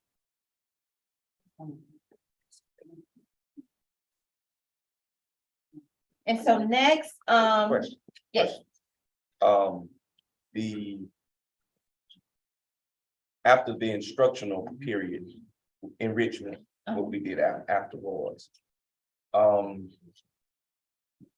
The hours are going to be for the educational piece, so that's gonna end at 2:15. 2:15. So around 7:30 to 2:15. Okay. And then if parents or family students are not interested in going to enrichment, then they can leave, but enrichment will start 2:30 to 5:30. Gotcha. Okay. Got it. Okay, so next, I'd like to remind everyone that we, on January 10th, we had our candidacy review with Cognia. Once again, I'd like to thank the parents, students, staff, teachers, principals who all participated to make this a success. Weldon City Schools was approved as a candidate for accreditation. So, yeah. So the next step is move forward with accreditation and engagement review. It's pretty much the same process. But prior to the review, we must do some of the following items. I'll just summarize them for you. So the team will come together because we have to meet with the Cognia representative again to do an orientation meeting. So they can just talk to us about what the next steps will look like. And then we have to go through a assessment training. And then pretty much we just continue to doing what we're doing, but continue to enhance teaching and learning within our district. And they want us to consider surveying our students and our families because the need was discussed during that time because they want more CTE course offerings as well as more extracurricular offerings. So we need to, before they come back, we have to survey our community to see what those offerings may be. And then we have to implement additional CTE offerings as well as extracurricular offerings.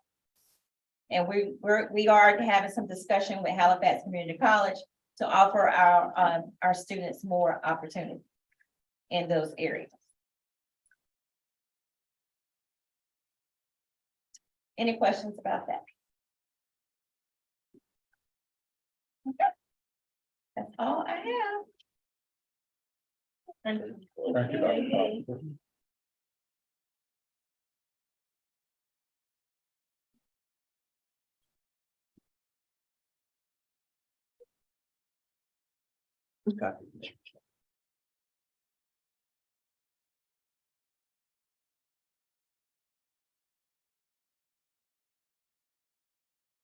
Board Chair, board members, superintendent, I present to you some updates from student services and operations.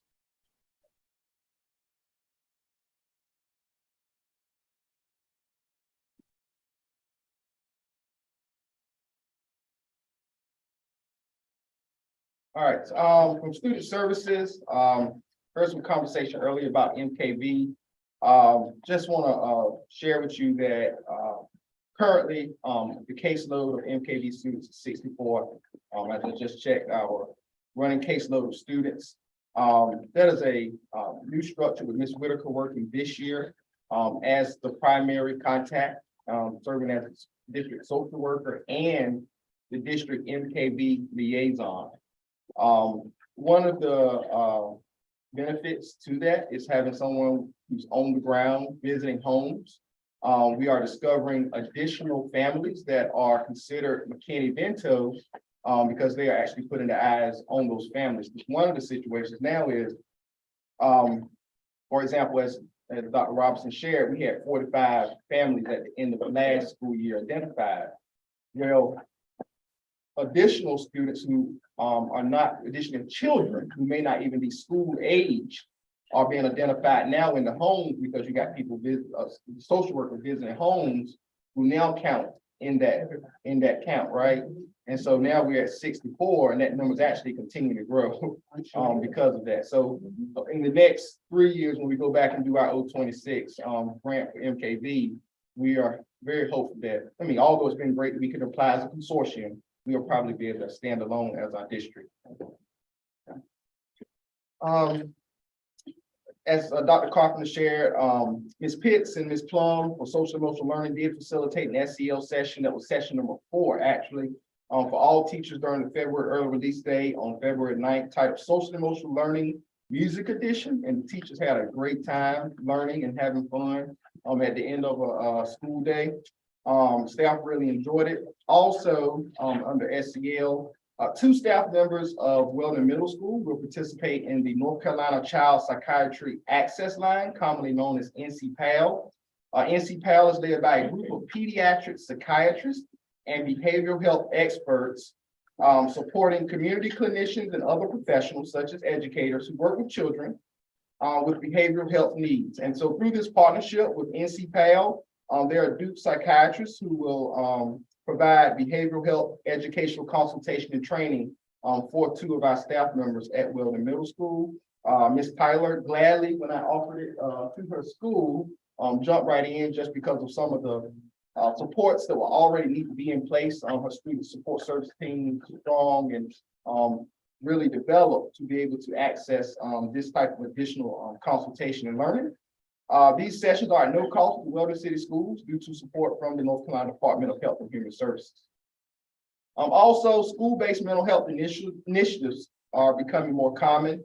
I received a call earlier this week from Trillium, who's our LME, our local mental health entity for the region, to discuss pulling together a consortium of counties who may be interested in discussing formal structures for school-based mental health. Also, weekly and monthly, I receive formal and informal proposals from mental health agencies that are being reviewed now on some of those proposals to determine how we can use our local agencies to provide mental health supports to students and families when needed. However, it just does need to have some structure. I'm glad to hear Trillium is helping kind of bring that together in the very near future. Threat assessment. All schools in our district have identified school-based threat assessment teams, which is the first step, and they are now scheduled for training in threat assessment. This is a day-long training provided by the Center for Safer Schools in partnership with the North Carolina State Bureau of Investigation. And this is conducted by Sigma Threat Management Associates, which is kind of like the gold standard of threat assessment trainers across the nation.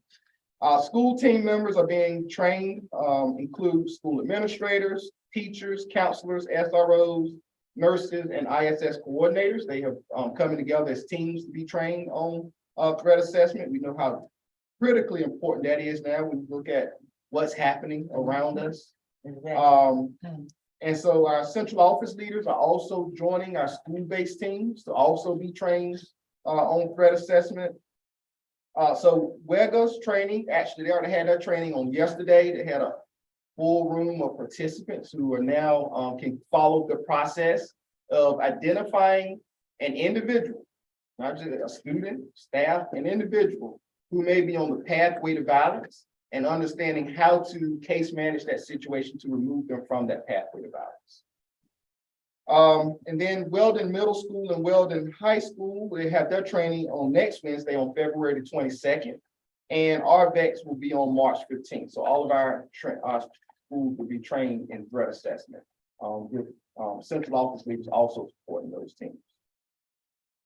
Last month, I reported on also the training for school staff in nonviolent crisis intervention, CPI training. Since that time, we've had a new addition to our Exceptional Children's Department, Mr. Carey, who you all approved, I believe, last month. And he's our district behavior support specialist, commonly our, what we call PRC 29 grant support, personnel. He started with us, and one of the unique things and things that we're fortunate that he comes with is being a, Crisis Prevention Institute nonviolent crisis intervention certified trainer already.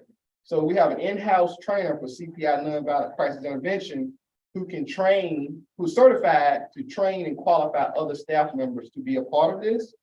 And so allowing our district EC staff to train school teams greatly reduces some very expensive training, but now we can reduce costs to the district by allowing him to provide that support. We're looking at a target date now of March 27th for part 1 of the 2-part full day training for our CPI nonviolent crisis intervention. And it also works well because our threat assessment teams, a lot of them are the same people on a lot of those teams. Administrators, SROs, Protestant teachers, some of the same people.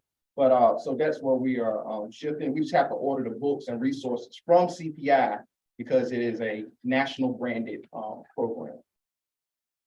As we go to college and career ready, the North Carolina State Employees Credit Union People Helping People Scholarship. We want to keep reminding the public and you all as a board, those scholarships are due to school counselors by March the 17th.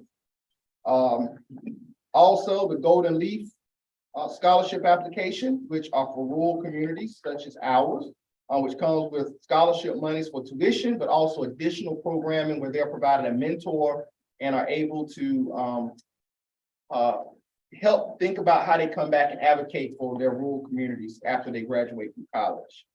So really good program. And the Ethel Crawley Scholarship application is now closed. And so those candidates are now going on to the next level for review. Also our AIG team, Plum and I, as well as Ms. Privet, because it's attached to personnel, met with 3 universities on Friday, February the 10th.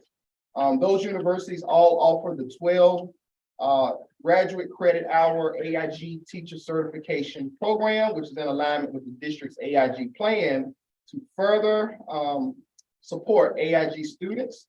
Right now, we need to add additional AIG certified teachers in our building. And so we met with 3 of those universities that we thought would kind of meet our needs. And of those 3 universities, we have invited Duke University to provide a cohort of Weldon City Schools teachers the opportunity to earn AIG certification with tuition assistance. Duke University was chosen out of the 3 because of their because of the flexibility in their program format, cost and experience working with districts already through this cohort model. So we'll be sharing that interest meeting with teachers now who will be interested in receiving tuition assistance to become certified in AIG. Yes. Did we reach out to, I think it's UNC Charlotte? They come to you? Yes, so Provide them. so they were one. I won't give what the name, but we interviewed UNC Charlotte, East Carolina, and Duke. Those were our 3. Is Duke gonna come to us? Yes. Yes, they are virtual and they come to us twice per semester. And they also have a capstone project, which has a summer program option that we really kind of stood out because none of the rest of them did, which is gonna allow our candidates for the certification to put together a summer program for AIG students in the district. That's part of the program. What percentage would we be paying? We looking at our budget, it looks like more of a number that we can get done. And right now we look like we can probably do 8 to 10 teachers. Do you have to have a certain number for them to, and I'm asking because when I was in North Hampton, I did mine there and they came to us. Yeah. And it was very flexible and they really supported, just after hours. But I know it was a number that we had to have in order for them to. We proposed to them 10. So, And they'll come to us for 10. yes. But it's virtual on Tuesday nights from 5 to 7, and then there'll be some weekends throughout the semester that they have to commit to when they come to us. Yeah, but they were very, and then just ECU and Charlotte, they have very competitive programs, might I add. I mean, they were all, I mean, it was tight. Like I said, the cost, I was surprised that Duke, a private university, was less expensive than the other universities. Oh, no weekends with Charlotte. What's that? I said it wasn't any weekends with Charlotte. During the week, so I don't know if that's gonna be a selling thing for our teachers, but just to bring the learning here. Yes, absolutely. And to increase the number of AIG certified teachers at the end of this cohort. And so we are pushing and, you know, highly encouraging them to participate. And we really would rather that they don't pay any money out of pocket. Sounds good. WIOA is sponsoring a field trip actually on tomorrow, February 17th. Their students are going to attend a dramatic performance at Hillside High School in Durham, North Carolina, titled State of Urgency, which is a play addressing gun violence. Increase the students' understanding of challenges facing their community and how they can be a solution to that. WIOA also are planning mock interviews with juniors and seniors the last week of March as part of their career exploration. And WIOA is also partnering with CTE to sponsor a career fair on April 21st here at Wellens STEM High School Career Academy. Is that for Harvick as well? Yes, we'll be invited as well. It's just here, yes, Right, but both high schools. yes. Absolutely. Did we ever get that extra funding that we were supposed to be promised for WIOA? So I spoke with the coordinator today. They had the board meeting today, and it's my understanding that it has to go before another board now to still get approved. So no, we haven't gotten it yet. I didn't realize you had moved on from social and emotional learning. I'm very concerned with our area. We've had in the last 2 weeks, we've had several instances in our community in dealing with mental health. And some of our students at the high school and the early college have been affected because they were in school with the young lady who was murdered. She attended well. So we really need to be careful. We really need to work with Trillium or whomever, because I know we've got some other proposals as well. But I know some of the companies are willing to work with our parents, our students, and our staff. And I would really like to see that start taking place before the school year is out. Okay. It's a need in our area.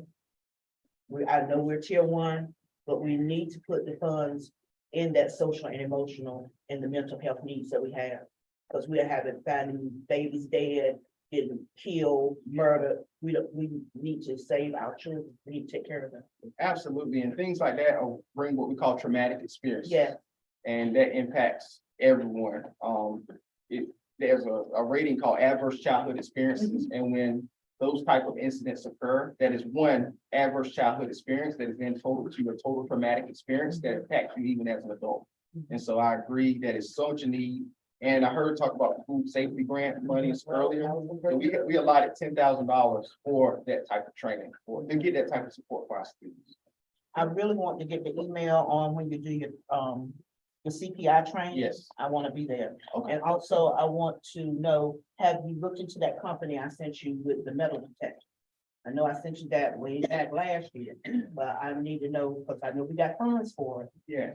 So Dr. Williams and I discussed that last week, I think, and I reached out to the North Carolina Center for Safer Schools, and they provided me, they didn't ask them, could they send me a list of just partners, vendors who are, so I can have several different companies.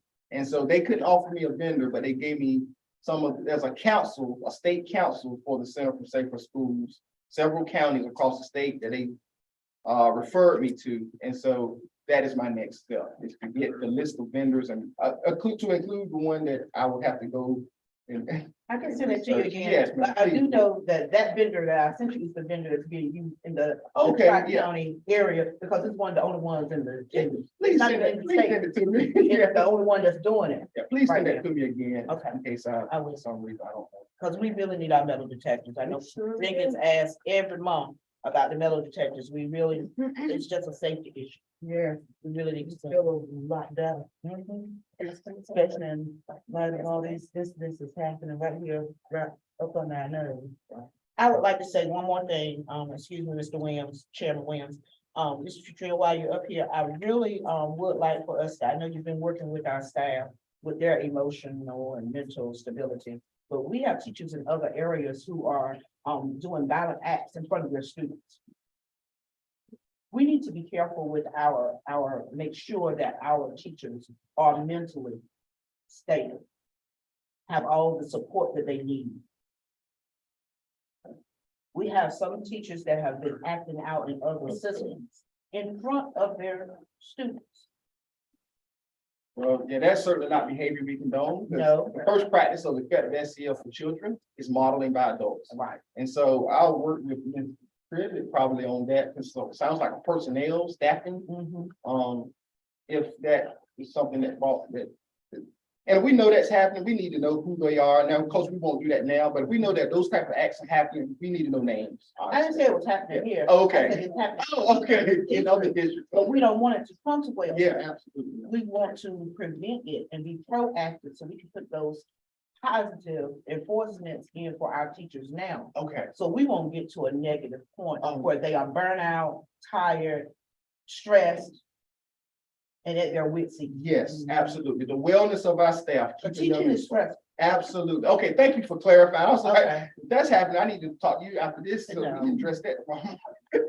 But thank you. Other Yeah, districts. absolutely. The wellness of staff, and doing activities. And actually, that's why I think the activity was so, on February the 9th, it was fun and engaging and thinking about their own wellness through music, things that they could relate to.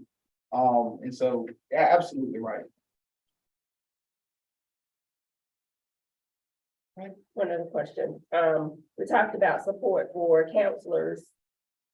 Like last year, and most recently, a couple months ago, where are we with that? Because I know that we did have someone who was willing to support our counselors, but where are we with getting the support for them? So the individual that I reached out to, was not available when I reached out to them. But they do participate in professional development and oftentimes leading a lot of time in professional development. They did attend the North Carolina School Counselor Association Conference this year. And had an opportunity to, connect and understand best practices with their own participation. Then, of course, as a former school counselor, I provide, on one-on-one support, whether that's for high schools, understanding transcripts and programming and scholarships and other needs that they have. I've got some other things that you would like to see considered. Just more one-on-one support, because our counselors need support too, and you said that, we all need PD at some point. And then the one-on-one support with transcripts and all that, especially when we're looking at students who are preparing for college, whether it's a trade school or whatever. Yeah. We need to make sure that they have everything that they need and not wait until they're senior Yeah. and try to make sure that, things are. So we definitely need to, get someone to come in and work with them. And we can definitely bring people in. We have a lot of talent right here that we're discovering when it comes to our school counseling right now. And we got to utilize them, just like teachers PLC, counselors, we can PLC. There've been some opportunities discussed about how we can do that once we're fully staffed and we're not sharing across schools, but we got some talented, brilliant counselors here, right here, that can share and learn from each other. And I look forward to that opportunity and bring some people in with a different perspective as well. Anything else as it relates to kind of these 4 areas before we move on? Ask the questions. Yes, ma'am. Where are we at? We were talking about it, I guess. About the resource. Where are we at? You haven't gave us update on that in a while. Where are we at with that? So I just asked Dr. Williams last week, I think at the gym, it was at the gym, and I was the sheriff's office and everything was there. You want to share that, Dr. Williams? Yes, there are some of the schools in the county as well as the city, we still need one resource officer. According to the sheriff, they've interviewed individuals, but they've not secured it for either Weldon or the county. So it's still a wait situation for them to interview and hire.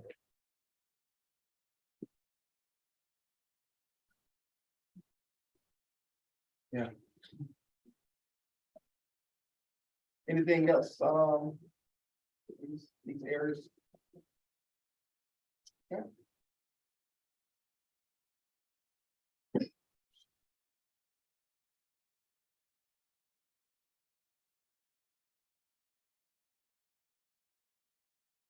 Okay. A few updates from our exceptional children's department. We have identified, the department has identified, job sites, for our students participating in the occupational course of study. As you know, one of the requirements to receive an occupational course of study diploma is that you meet, criteria for, workplace ready, hours in a site off campus. This allows our students the opportunity to work and learn in the community. The expectation is that students become familiar with the work environment, job duties, and daily schedules. Ms. Malika Banks, the teacher of OCS, will transport students to their sites and accompany them while they're on their site each day using the district vehicle. And Ms. Jarnette Arrington has been identified as a backup on days that Ms. Banks is not available so that their learning off-site continues.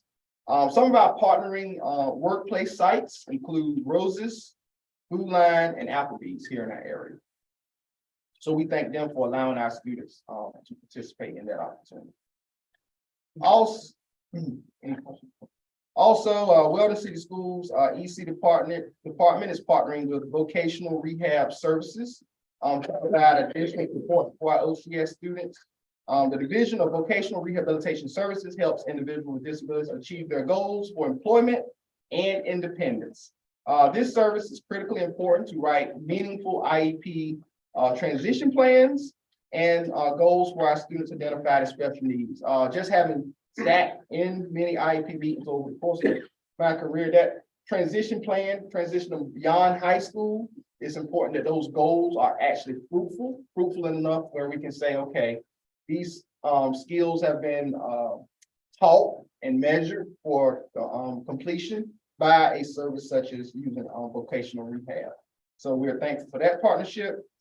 Also, our students who are identified as visually impaired receive a Jupiter magnification device, which retails for $4,000, but comes at no cost to the district as a result of our contracted service with Ms. Sania Mahmood, the visually impaired specialist. Her affiliation actually with the American Printing House for the Blind, which is a nonprofit, helps make this possible for us. Also, just some dates that are coming up. We have our April 1 head count, which meets the state requirement and projects those state numbers. We had December 1, which was federal. Now we have April 1 coming up, which is state, and that's all. That process already started. So we are in 100% compliance, like we were in December.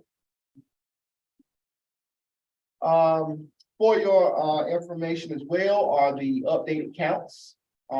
As of 2/15/2023, we have 96 students with an active IEP, 2 who are waiting for referral, and 98 who are both, that's a total now, who are both active and awaiting eligibility. Any questions about that data? And you said we're on target for April 1 head count, meaning all meetings have been held or will be that's- held in the next, That's what we're working for, to have 100% compliance for April 1. so it's not right now, is what you're saying. We'll get there by, Yes, but we have 2 awaiting eligibility right now that we want to get included. 2, if you recall, this data slide had 4 last month, and so two have actually, been included, even though we lost some through to, who were already included due to withdrawal from the district, you know, for whatever reason, but, that number continues to shift, in the right direction for us. Does that include pre-K? That does include pre-K, yes, that does include pre-K.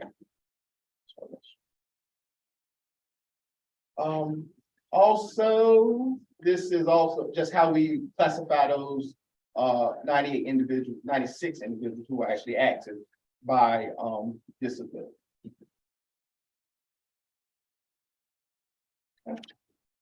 Mr. Butrell, Yes, while you're working with Ms. Fields and the principal, will you ensure that that data is reflected in the safety plans that we will do?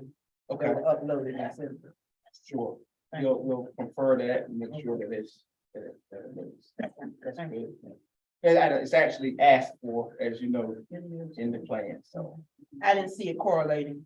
okay. That's my concern. Okay, we'll make sure that is aligned.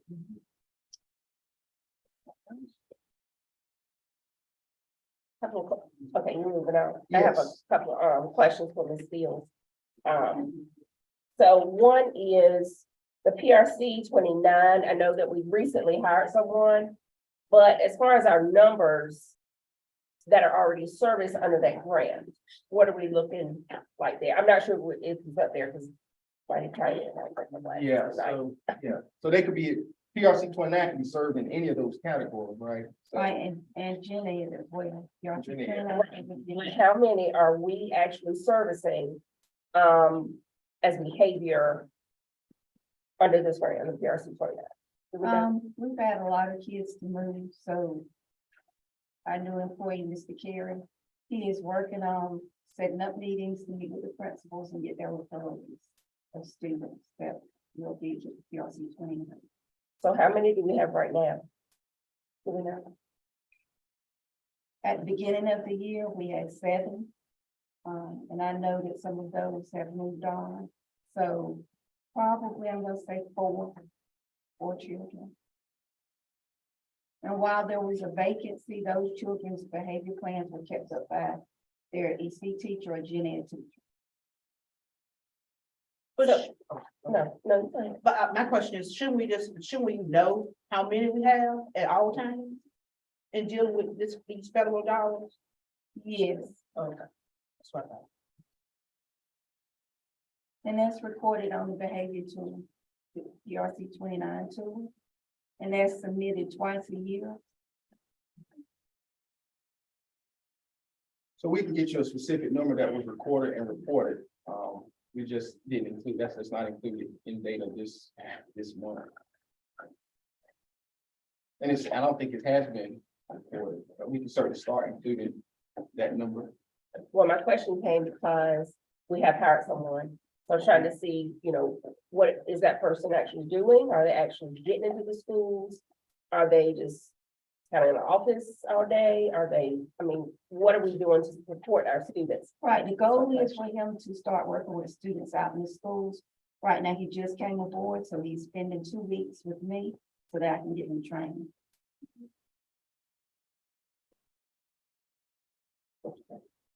Isn't, do you have a grant that's coming up real soon? The IDEA grant. When is that due? That is released around May 1st. Okay.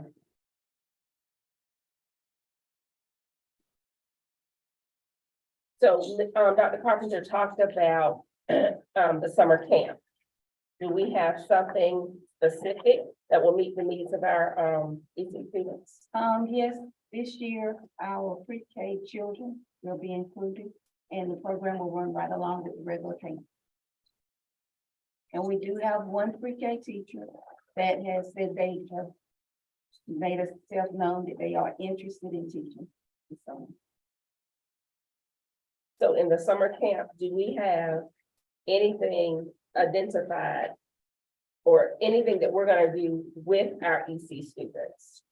That's in the works now, in summer camp, so we'll be meeting to talk about and planning on summer school. Yeah, we have EC teachers that have signed up, have shown interest. So yes, Whatever all students will be a part of, they will also be a part of. But they will still get their Academic. services. Yes, and they will still get their services during the academic setting. And I know it's early, but it is usually around this time, their pre-K application. Where are we with that? My pre-K application date is April the 4th, I do believe. That it's I due. said it a couple of days after the April 1 head count, so I believe it's April the 4th. You're saying that when it's due, the application is due back or? So we will be moving forward in those applications in the process. Advertise on the district webpage, our flyers and signs out there.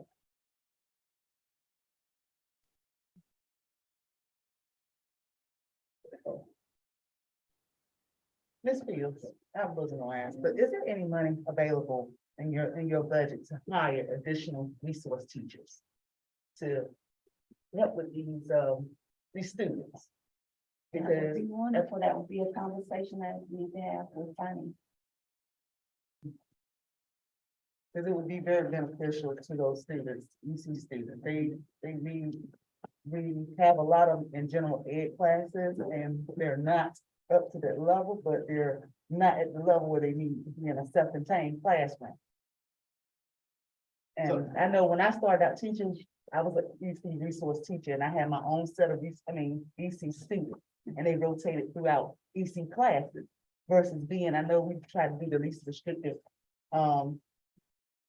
setting, but these kids, especially with what they've gone through the last few years, they need that extra help. So I was just wondering if you could look and, see. I'll be- And if I may, that's one of the things when DPI EC came to assist us with about 2 months ago now.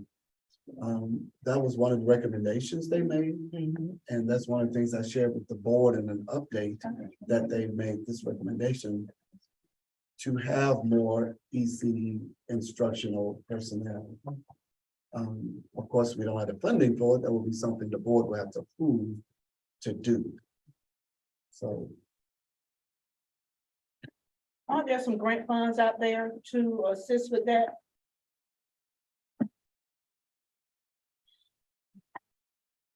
And what about PRC 18? 118? 118. Can we use those funds for that? I would have to look at the guidance for that. It says 118. it deals with reading and math and all that stuff. we'll do some research Yeah. and see what we can do. And I discussed with finance today to look at all of our EC budgets with Ms. Fields and finance to just see where we are with each of our PRCs related to EC. Mr. Ellis is in the process of running those reports and the 3 of us and other finance support that's available in our district who can help will be putting together that and be able to answer that question for you, Ms. Hale, about an EC money supply, but then also to Dr. Williams' point, we know that in order to meet our MOE, that report that was done in December, we might have to spend some additional monies outside of EC so that we are not, so that it's very understood that we are supplementing and not supplanting federal dollars. Thank you. Related services, where are we with those? Are we on target? Yes. Is everybody received all of their, The only service that I really need in place right now is community affairs, and I'm moving forward with that. So I'm in contract with a consultant and she's working with me. She should be here in the district within, well, she said next month to review the folder and then she'll give me guidance on how to move forward. so speech, PTOT, all that, Yes, we have someone in those contracted for those services. right, but our students, have they received the services that they're supposed to have? Yes. And just put an exclamation mark on that, we are not gonna be where we were last year this time when it came to those, like this summer reporting on the number of compensatory hours that were due students. And we've been that's been a goal of ours to make sure that we are not in that situation with our EC students, because that really puts some, that hurts. And we're not gonna be committed to doing that over summer, having the hours. So we've been very intentional about making sure that it's not the case. Because we had several hours that were due because of, for whatever reason.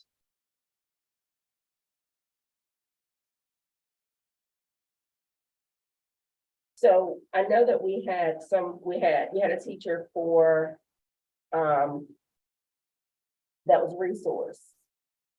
That is no longer resource. You had someone to move over. to Right, pre-K at the or elementary something. school. Right. Resource. So how are we providing services for? Well, she's still providing the services for resource. And we are moving forward, opening up a third classroom for pre-K. So she will be moving into the pre-K classroom. How can someone provide services in EC and they're no longer in EC? Well, she was, the EC teacher, and she still is a EC teacher. She's licensed first to kindergarten. That's not EC. And I believe we had a person go to the board tonight. Right, so we have a teacher that'll be starting in the resource classroom. And is it also true that a Berkeley pre-K license, Berkeley K license certifies them as a pre-K EC? Is that right? Right, they have dual They license. have dual license for that. This is pre-K. Yes, for pre. But if they're in pre-K, they should be providing resource. Okay. We need more staff. Yeah, yeah, I mean, there's a vacancy. That's So it. we have. I understand, but we don't police it. We have vacancies. We do, but we have to follow our IEPs and, not so sure about that. But, okay. They are hard to find. EC teachers are hard to find. Absolutely. Yes, they And we're are. doing what we can to make sure the students' needs are met with the strategies, supports that's in place at the school. I don't know if there's an issue with 100% EC field rate right now. But we need them. Yes, we do. Absolutely. Yeah, definitely. I guess our major concern is, in the meantime, in between time, we want to make sure that Wilson School is definitely in compliance on all levels with federal dollars. That's it. And our students are being serviced Right. appropriately, legally. All right.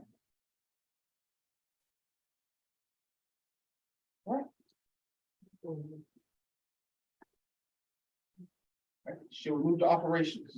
All right. Child nutrition, just updates. We continue to address again a shortage, talking about shortages, of child nutrition assistants. Right now, Ms. Evans is running from school to school every day to just provide support to our managers and child nutrition staff, in our buildings, just making sure that students are fed well, each day. But we really need to explore some creative solutions to look at staffing and how we can use our staff for, to fill those areas. We really need to be creative on that, because right now, if we lose any more, it's just gonna put a lot of pressure on the people who are there. And then you know what happens, we just talked about stress among employees, right? So we really are gonna explore some creative solutions to help figure out how to do that. But because right now we are dire need for that. So we are advertising for. We are advertising, absolutely. We just need people now to apply. So if you know anyone, community know anyone who's interested, please help us. And one of the things that we're also reaching out, or having communication about, is reaching out to our bus drivers, those who are willing, able, desire to have extra duty to assist us in that effort as well. So we're having that conversation with those persons. Of course, it's not a required thing, it's not mandated, but we are just reaching out to see if some of those fine ladies that stood before us, or even gentlemen, would like to help us out in our child nutrition department. Any success with that? It's just now, just the beginning of that conversation. Yeah, so that's the creative solution. I want to know, didn't know if you was ready to talk about it, but that's, I mean, we gotta think creatively about how we use our staff, maximize it. Have you thought about a job fair for parents? Parents come to school every day, drop their kids off, and they go back home, some of them, and they need jobs. We may want to offer a job fair just for parents to see if they're willing to come out, working in our cafeteria. It's not an all-day event, and we can even make it so that if they don't want to work all day, they can maybe come in for the breakfast, and then some will come in for lunch, and you can be kind of creative. That's the creative solution that we need to be innovative to our approach and find some staff. Ready to start advertising for March 3rd in Northeast region. Okay. We're all coming together to have one. I just received the template today for our flyer. But I would like for it to start advertising as soon as tomorrow.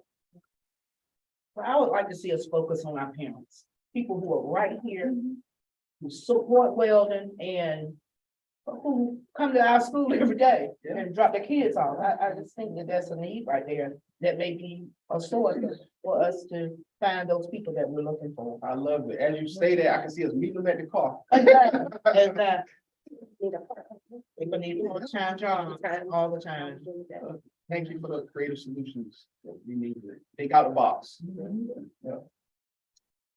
And also, we're working on our application for summer feeding. That is due March 1st as well. So as Evans, we keep doing all of that and trying to support the school, but we're getting it done with the staff. That's in place. Any other questions about child nutrition? Any questions about it? Or ideas to support it? What is the process when food is dropped off? Yeah, so deliveries to the warehouse. So Miss Evans receives the order and knows when food is being delivered. She sends a work order that goes to our facilities department saying a specific time that the driver of that food drop off will be at the site.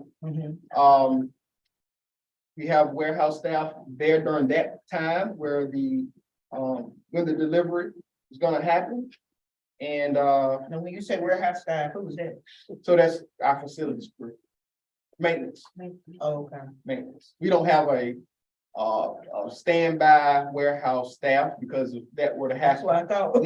Needs at the school would have, so I call them the warehouse staff because they work the warehouse when it's warehouse, but they are in the facilities doing maintenance when it's maintenance, so that's. So how do they know when that day is? So Miss Evans does a work order and it's put in the system and it's shared with me and Mr. Davis. Okay. And Mr. Davis coordinates his crew to be in place during the time that the delivery driver has said they would be in place. Okay. So if they say 9, we're usually there about 8:50 to make sure that somebody's there. Because drivers are on the road and sometimes they come early. Sometimes they come late. Sometimes they come late, absolutely. And you just never know, but and then once it's delivered, they the maintenance crew, they ship it to the different schools, deliver it to the different schools. And in some instances, we have a freezer there on site, the things like that, items, food items. So is it a specific time or is it say just when you have repair people come out, they may say from 9 to 11. That's exactly the time that child Okay. nutrition usually says. So we do have someone in place to be there from 9 to 11. And usually 10 minutes beforehand, but if they get there before that, most of the time the staff and, the maintenance crew in schools, making sure that, systems are running, just not wasting time waiting, because there's a designated time that has been established for that delivery. So if that's the case, what happens then? Because I would hate for food to, spoil out there. Or, Well, absolutely. So because of the sense of urgency, as you just said, first of all, the driver really should not be delivering because he has the order too of what time things should be delivered, right? But if things do let's just say the driver does deliver it before his scheduled delivery time. He's gonna find someone to let them know he's making that delivery because he has to be accountable for that delivery. And ideally,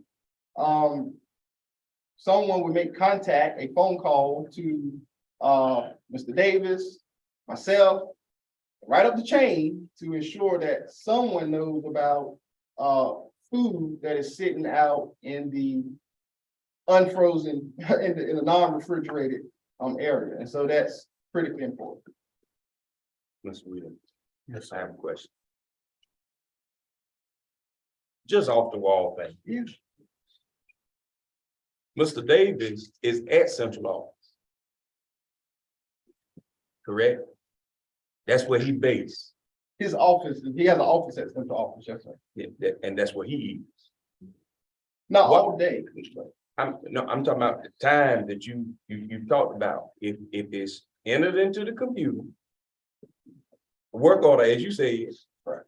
even if the staff can't be there. Why can't that be a designated time to make sure that he's there to receive that? And then, if they're at school, he can call the other, department to come. I'm just saying, because I heard you say if somebody's not in place, as far as, can't get him, can't get you, go all the way up. So I'm just asking, if a work order is put in place, whether it's 10 minutes early, 30 minutes late, if a work order is in place, that means that day between 9 and 11, somebody's coming.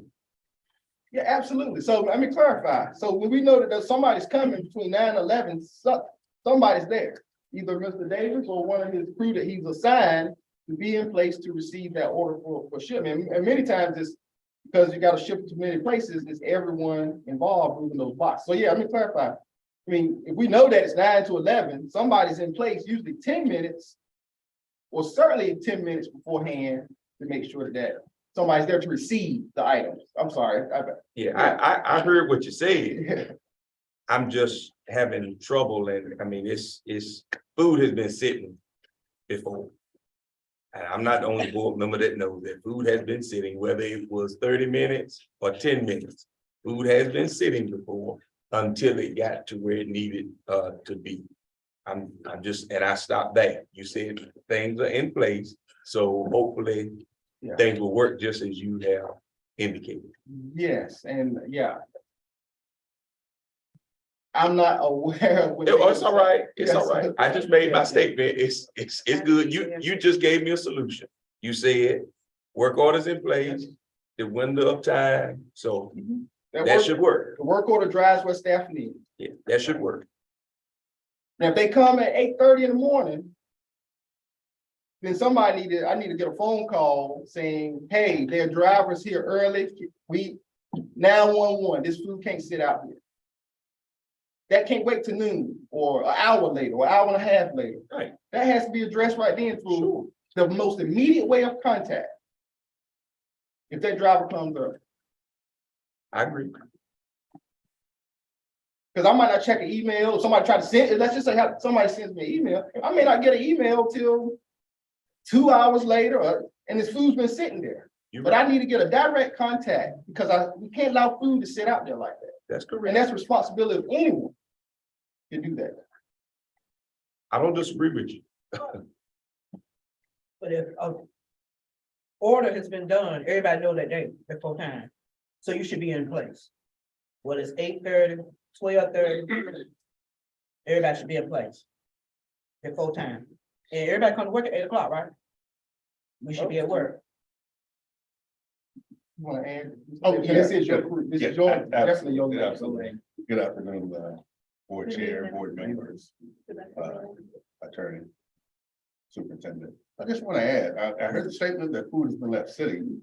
That has not been the case. I can assure you that has not been the case since I've been there. So if it were there, it was prior, and I can control that. And yes, we do. If it's an email, regardless of what it is, we do respond to it, and we are there.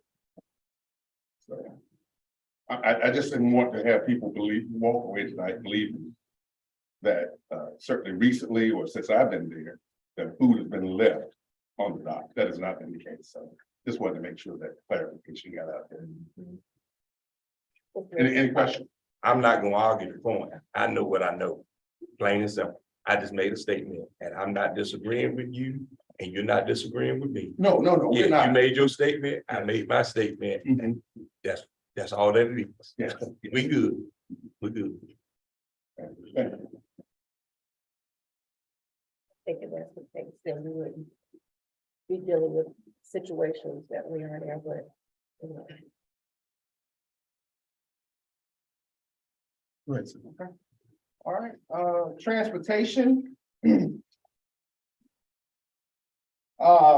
asked about servers and how that's connecting to Here Comes the Bus. We now have servers in place.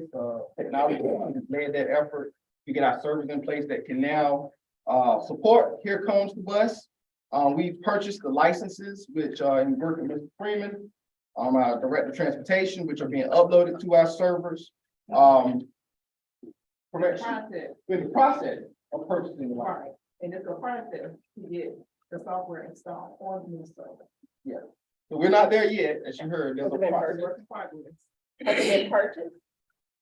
Has it been purchased? We just don't.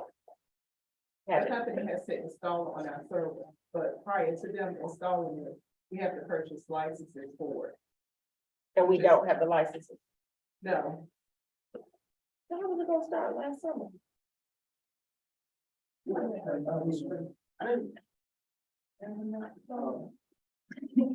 The license that we're purchasing now, we didn't know that we had to have a license to support. Here Comes the Bus and Tim's. And we learned that after the server was installed. And immediately we went and reached out to companies to purchase license. And I think we done a PO yesterday or requisition yesterday to purchase those licenses. So when we were told last summer it was about to start, it really, It was, you didn't have everything. I don't know, we didn't have everything, we're talking with Edgelodge, it needs to be on our server, we found that out mid-year. We had the time frame where we had to wait for the servers to be ordered, be installed. Now when the servers are installed, we have to have a license for it. And we have, in the process of getting those licenses for the servers. To run so those. that the software can be installed. That's right, so software can be installed. On our server versus Halifax. So do we have a timeline now? We don't, because it depends on when everything is processed and the company gets it, and then they supply us with the licenses, and then the licenses has to be programmed on the server, and then once it's done, the software can be completely installed. Okay. So our servers were refreshed last week, and I started on the virtual service being the week on Monday. Okay, So I've been working with Tim since then. okay. And so, recognizing Mr. Freeman shared me, all this has to be taking place. But it's still, while that's happening, we can be, installing the equipment on the buses. That still has to be done. So everything's in place, everything's ready to roll. Got to provide training for drivers in order to implement this successfully. That needs to happen.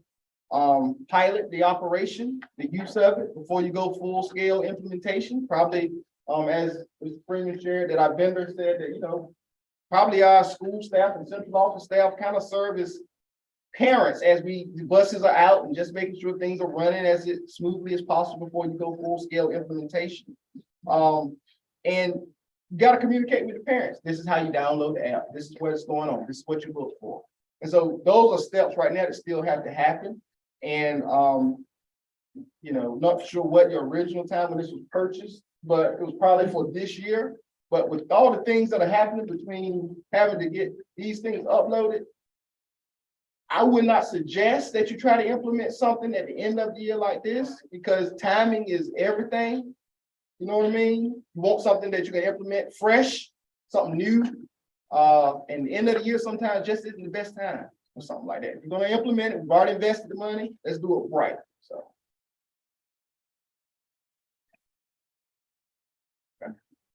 This is Reed. I have a question. This is for Mr. Reed.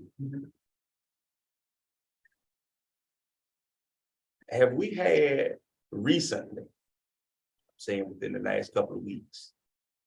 Catalytic converters that have been stolen off of our vehicles at central office and the trucks. Yes, sir, 2 of them. Okay. I heard about it, but I didn't hear about it. And I say that because I haven't received, I don't think the board has received any communication towards that about, because that's Wayland City School property. I know it may be under investigation, and you know, when I saw trucks at central office that I know we hadn't purchased, said, oh, so it must be true. We must have had some catalytic converters stolen. How many? You said 2? Yes, sir. Which vehicles? GMC, Sierra, and the Ford F-150 that the ground school use. Okay, do you know when that happened approximately? I'm not holding you to a specific date because it could have been over the weekend or. It was over the weekend,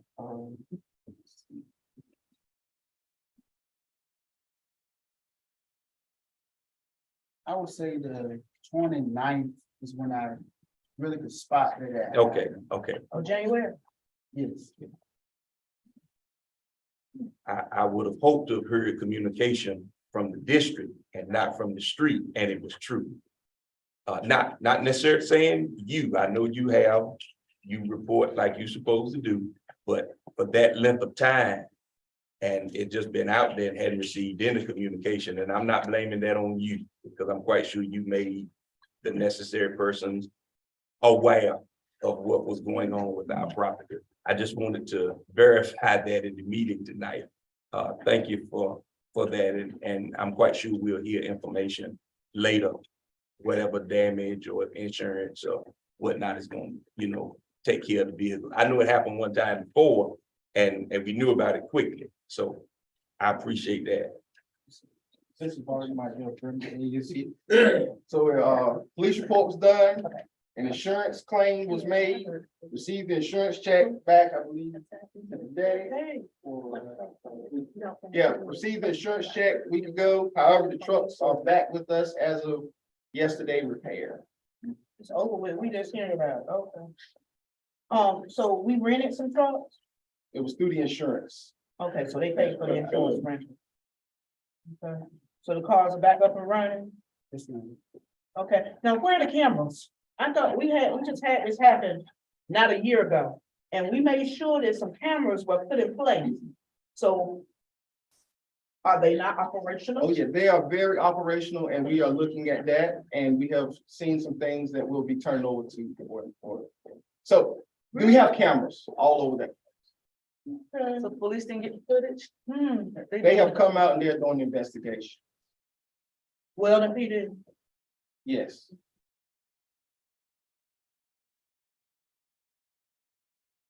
So you said that, I'm just going back to this, you said January 29th. Okay, I'm sorry. Mr. Freeman. Oh, sorry. I'm sorry, Mr. Freeman, you said January 29th. Yes, ma'am. That was on a Sunday. Yes, ma'am. So you came out to the school, or, I mean, you came to the central office and discovered that they were missing or something? We looked through the camera footage as well. We just haven't been able to identify a person or a body there. No, I'm saying when you discovered that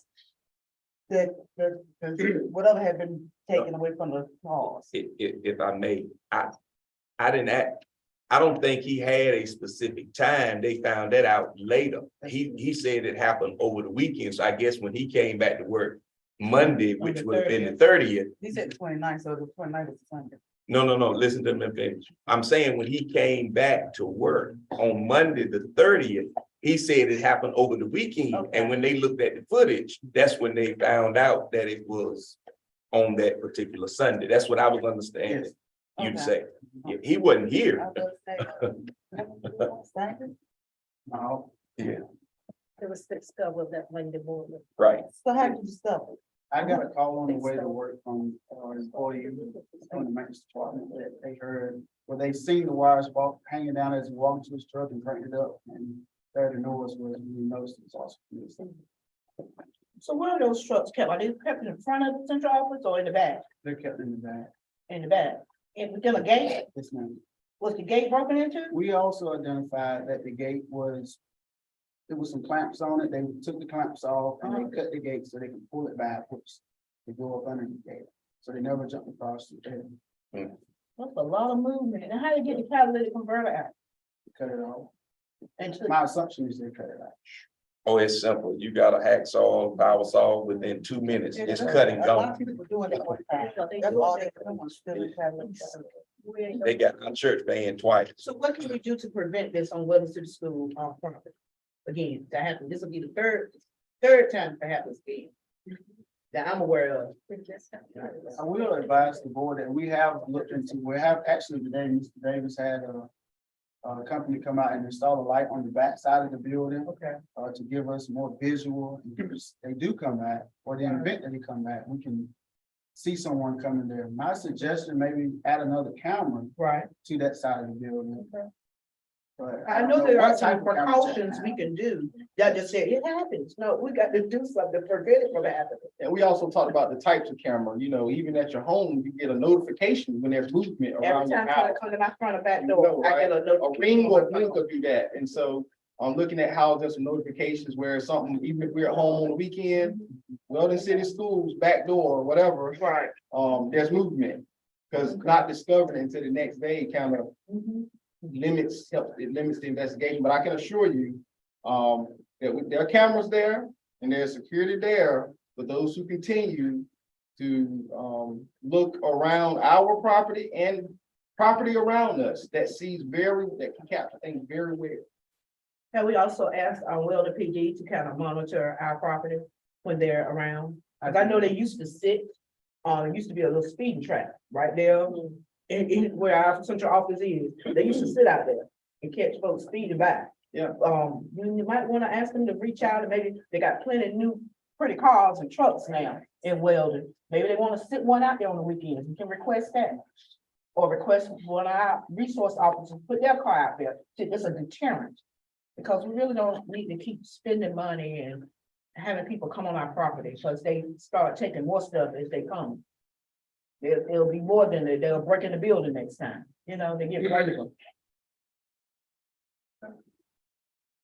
And Mr. Freeman, give me that one more time. You said it was the GMC and the what? Board of 150 at the grounds. Crews. Thank you.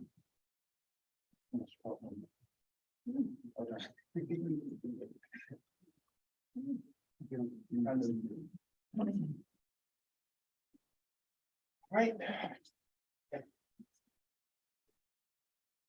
Facilities. Work continues at WEGA. On last board meeting, we signed the contract, when you approved the contract extension for the work at WEGA until February the 24th. Talked with the engineer of Progressive Design Collaborative, who's leading that work today. He's reaching out to his contractors that he have on the job to ensure that he meets his contractual deadline. Also, I received a contract extension request from Progressive Design Collaborative for work at the high school gym until May 1st. This is a no-cost change order due to delivery delay of items due to issues that we're having, we're getting items, supply chain issues. I have since though also asked for some specifics on what items, just so that we can make sure that we're all being accountable for these change order work requests even at the contractor level. So those are two updates of the work that's happening, two major projects there. All right. Any questions? All right, before I turn it over to Mr. Miller for school health, it was requested by I think Ms. Robinson asked Dr. Robusto, Mr. Robusto, the health director, to come and present. I reached out to him. Wasn't available for this meeting, but he did share that he would come, he would send someone. He would send Ms. Briggs, who's the director of nursing with the health department, to share updates as it relates to COVID in our community. He just needs that 30-minute window of time that they should be here to present. So that we value, their time, just so as time approaches, I'll work with Dr. Williams so we can see if that's how we fit that on you. Okay? Thank you. All right, I'll turn it over now to Mr. Miller, who's on Zoom for a presentation, his presentation tonight. Good evening, board members, chair, vice chair, and superintendent. Now for our COVID-19 testing program updates.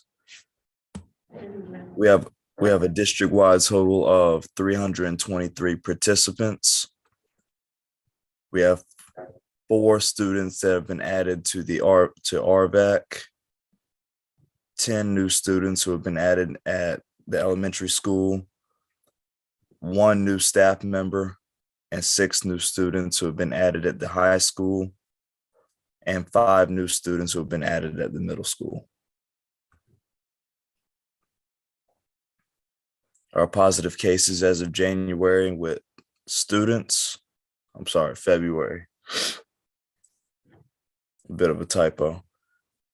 We have 1 extra positive case at the high school, and that last case was February 6th of this year.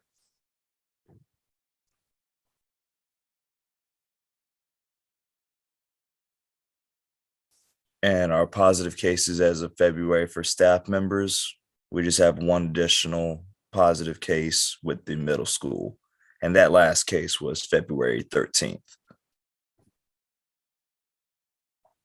Any questions? No.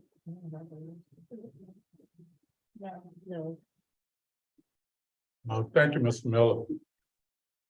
Yes, sir. Thank y'all. Have a great night.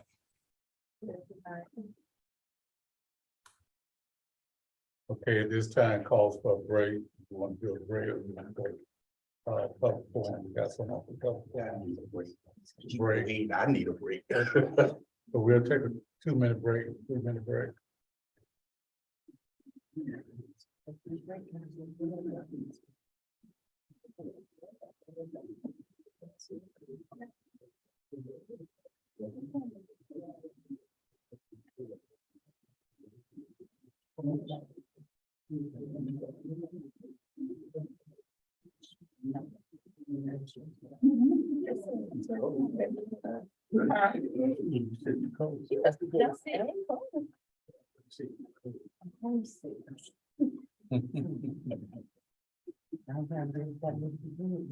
Okay, we have everyone back and ready to go. Okay, Mrs. Brooks. You may come up now. And we'll have 3 minutes. You're ready, we're ready. Good evening to all. Good evening. I can assure you, I've had 25 years of flashbacks in this region. Everything I've heard and said, I've been through it right here in this system. Death, mental health, legal system, suicide, all of what you said. I stand before you tonight with a little wisdom on the eve of my late husband, the Dr. Ernest Andrew Brooks' birthday, February 18th. Some wisdom he left me. Some of you have heard it before, Ms. Jenkins, I know you have. Wow, he reminded me of Serenity Prayer just days before his death. And I paraphrase it. Know what you can change what you can change, and you better make sure that God is in the midst. His last trip was to Texas with Weldon City Schools. He had a wonderful trip with then Harriet Walker, and she doesn't mind me telling you. They were on the plane, and he said, you know, Harriet, if this plane goes down, there will be a line around the central office, as it was called at the time, for our jobs. He didn't lie, and that's what she said. And he said, Regina, Harriet will be here for you. Didn't lie about that either. I thank God for Harriet Walker, and I thank God for Edith Jenkins and others. And he also said, pin your faith in no man, whether it's your blood sibling, your fraternity brother, sorority sister, organization, no man, for man will deceive you. You know, I went on an interview recently, working with 4th, 5th grade classes as an educational teacher assistant. I immediately could identify students usually behind having challenges. And with my passion for problem solving skills, I immediately knew that I couldn't accept the position. Why? Because with my professional background, I knew being an educational specialist, I could guarantee them I saw every child. The Holy Spirit allowed me to see every child who had a problem. Not only that, I wasn't going to disrespect the teachers because I would not and could not stay in the classrooms seeing students misserved. There is an African proverb, and I'll paraphrase it. If you don't embrace our children, the children will burn the village down to feel its warmth. As I stated, I've been through all of these things right here. I admonish you, each of you, from your school board lawyer to your custodians, cafeteria workers, bus drivers, parents, save our children, all children. Equity and equality are not the same. Thank you. Thank you, Mr. Rose. Next, we have 9A, Dr. Williams. Yes, board members, I shared with you a document as Attorney Rod Malone had conversation with me. And it is in reference to owner's representative as it pertains to the building of the new 612 school. The architectural firm Ratio will have their own owner's representative or representative for their architectural firm. Council wanted me to share with you the need that we would consider of having our own owners representative for the building of the new school. And so there are a few points that I want to share with you to highlight what we're saying. Number one, as we know, the school system just entered into a contract with Ratio to design a new 612 school with the total budget of $52 million. 50 from the state, 2.5 from the county. The school system does not currently have staff that has overseen the design and construction of a $50 million school. Point 3. In discussions with Attorney Malone, I learned that some school systems hire outside consultants to provide owners representative services. And these people, when they do, they represent us or the school system to ensure that the architectural firm and all other entities are doing exactly what they should be doing. And they have been that person will have the oversight, whereas our staff is very small and limited without such expertise to oversee that. The advantage in outside consultants is that they are not school system employees. Their work ends when the project ends, and their services can be terminated with 30 days notice for any reason. The outside consultant is typically a former contractor or architect with significant experience in the construction industry. They would review a sample scope of services with the board. Explain that you believe, so we would have to share with you that we as a district believe that this person would benefit the project and the school system representing the school district with this major endeavor. Allowing staff to concentrate on their regular duties, such as taking in food, such as making sure things are done in place in proper manner, while ensuring that project is receiving the oversight required for this major project.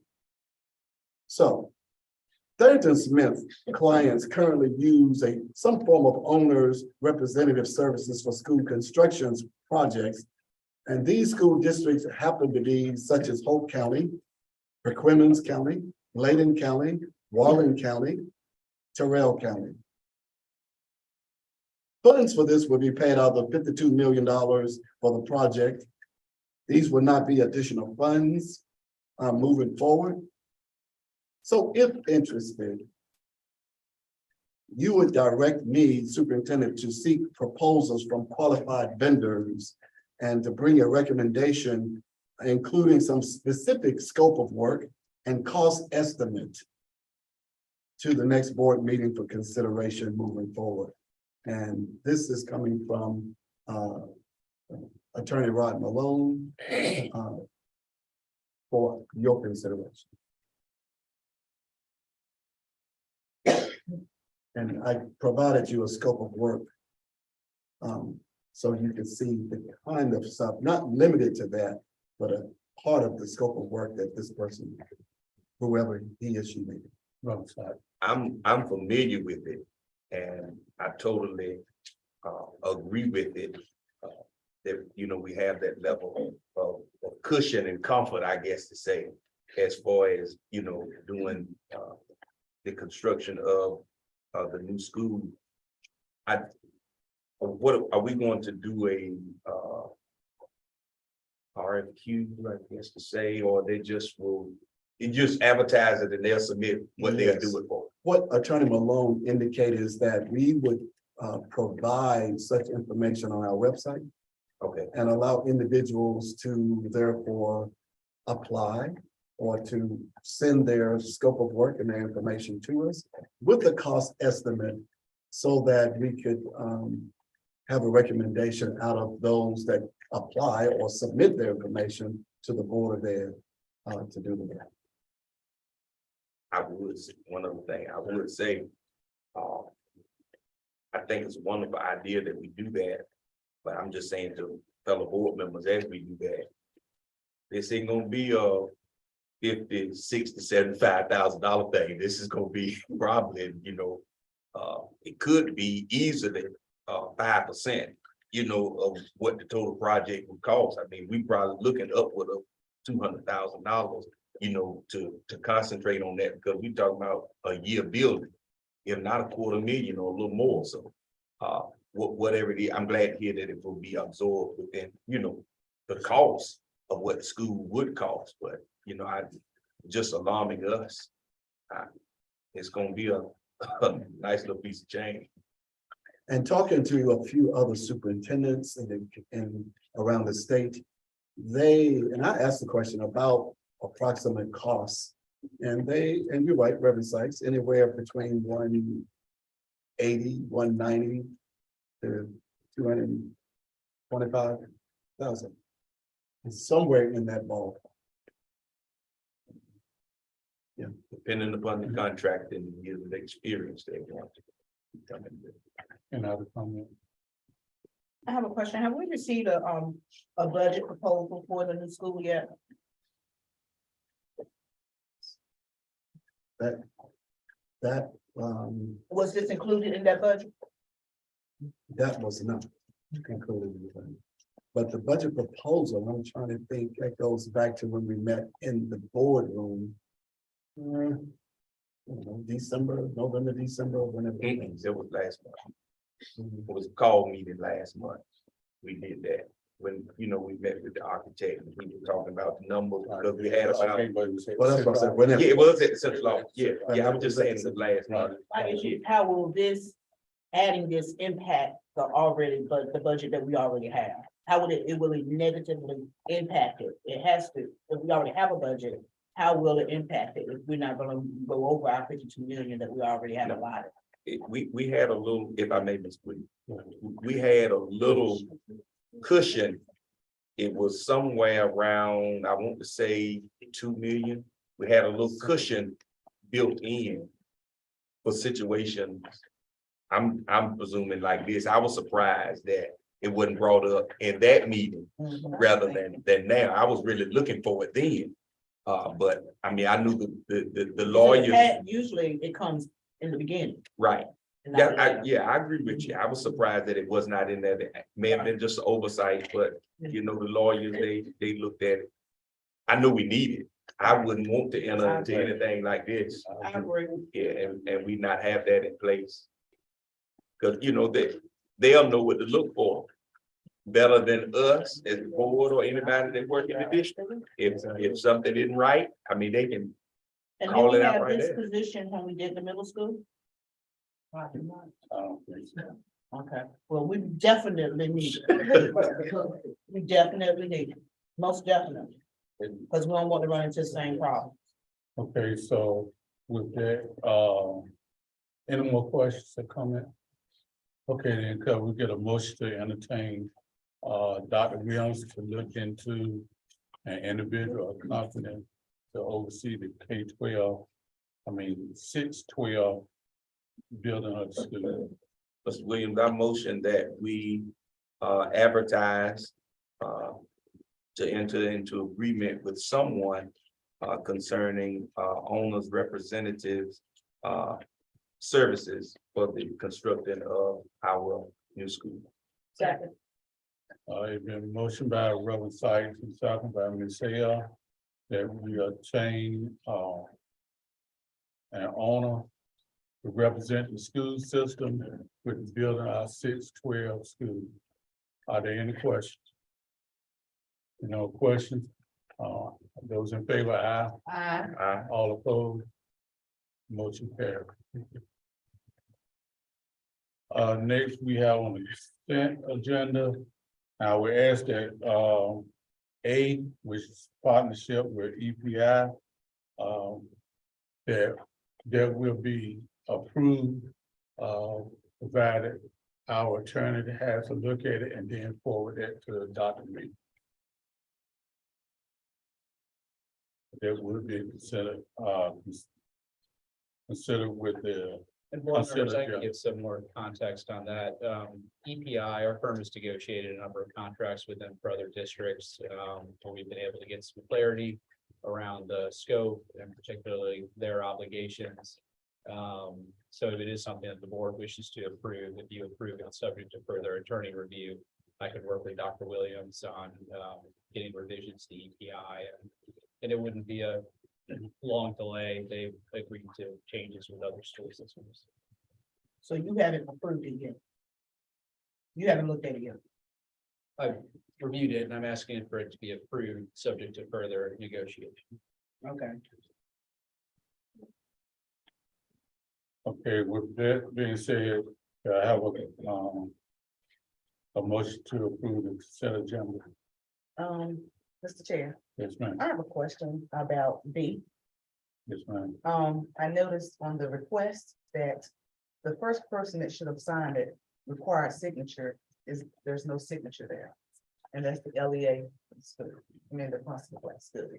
It was that the form that you have is the correct one. The form they submitted is the older form, which has the principal signature. But it would have been related if I sent it back to the school. It would have related to this much. So the principal did sign The off on it? principal signed off on it. I can send you, he has the original copy. Can I see that? It's just that, as It's- Ms. Dickens is saying, they used an old form, Mhm. and so we used the new form for this one. Okay. So everything else is the same? Everything is the same. It's just a new form. And another question. Five chaperones for 10 students. Here's an EC. Yes, an EC Um, student. you see, yeah. So that's- Might have somebody that need one of them. Well, one of them is a sub, and I already have the class, that's what everything else is, but one has a class, it's a science class. Not the teacher that's in the class, I agree, they need to be definitely there, and that's the teacher, but that person right there already has a class. Not unless she's gonna drive the bus.